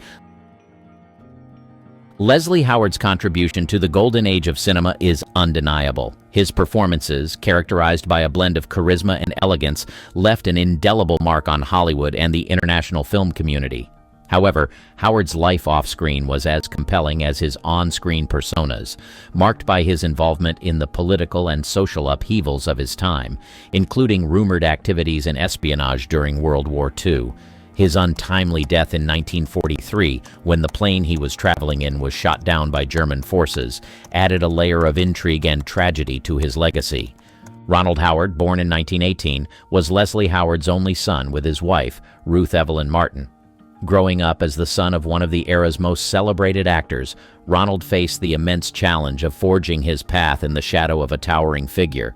The expectations set by Leslie Howard's success and the public's fascination with his life and mysterious death were formidable pressures for Ronald.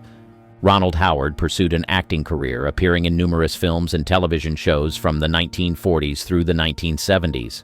Perhaps his most notable role was as Sherlock Holmes in the 1954 television series Sherlock Holmes, where he brought the iconic detective to life with a performance that echoed the charm and intelligence his father was known for. Despite this and other successes, Ronald's career did not reach the same heights as his father's, a fact that highlights the difficulties of living up to a legendary legacy. The challenges Ronald faced were not just professional, but personal. Growing up in the aftermath of his father's death, with the accompanying speculation and intrigue surrounding Leslie Howard's wartime activities, Ronald had to navigate a world that was forever changed by loss. The public's enduring interest in Leslie Howard meant that Ronald's achievements were often viewed through the lens of his father's legacy, a comparison that can overshadow individual accomplishments. The new Hollywood movement. Arnold Schwarzenegger's journey from Mr. Universe to Hollywood megastar and then to the governor of California is a tale of ambition, discipline, and unparalleled public success. However, in 2011, a personal revelation emerged that presented a starkly different narrative, one that highlighted the vulnerabilities even the most controlled public figures face. The disclosure of Schwarzenegger's paternity of Joseph Baena, born to the family's housekeeper, Mildred Patricia "Patty" Baena, was a moment of profound personal and public reckoning for Schwarzenegger. The revelation came at a time when Schwarzenegger's public image was that of a successful action hero, a dedicated public servant, and a family man. Married to Maria Shriver, a journalist and member of the Kennedy family, Schwarzenegger's personal life was as much a part of his public persona as his professional achievements. The news of his affair and the existence of a son born out of wedlock was a jarring departure from the narrative that had been carefully curated over decades. Joseph Baena's birth in 1997 and the subsequent revelation of his paternity more than a decade later brought to light the complex realities behind Schwarzenegger's public facade. The affair and the secrecy surrounding Joseph's paternity caused a significant media storm, leading to Schwarzenegger and Shriver's separation. This personal crisis unfolded in the public eye, offering a glimpse into the challenges faced by those living under the scrutiny of public attention. For Joseph Baena, the revelation of his paternity was a life-altering moment. Growing up, Baena's resemblance to Schwarzenegger was noticeable, yet the truth of his lineage was not publicly acknowledged until Schwarzenegger's term as governor was coming to an end. The public disclosure thrust Baena into the spotlight, a position that comes with its own set of challenges and opportunities. Despite the initial controversy, Schwarzenegger took responsibility for his actions and has since been an active part of Baena's life. Baena has navigated his path with a notable grace, pursuing his education and showing a keen interest in bodybuilding, echoing his father's own beginnings. His relationship with Schwarzenegger has grown stronger over the years, with the two often seen sharing moments of their lives on social media, from gym workouts to celebrating graduations. Giovanni Jackson, Daddy's Girl,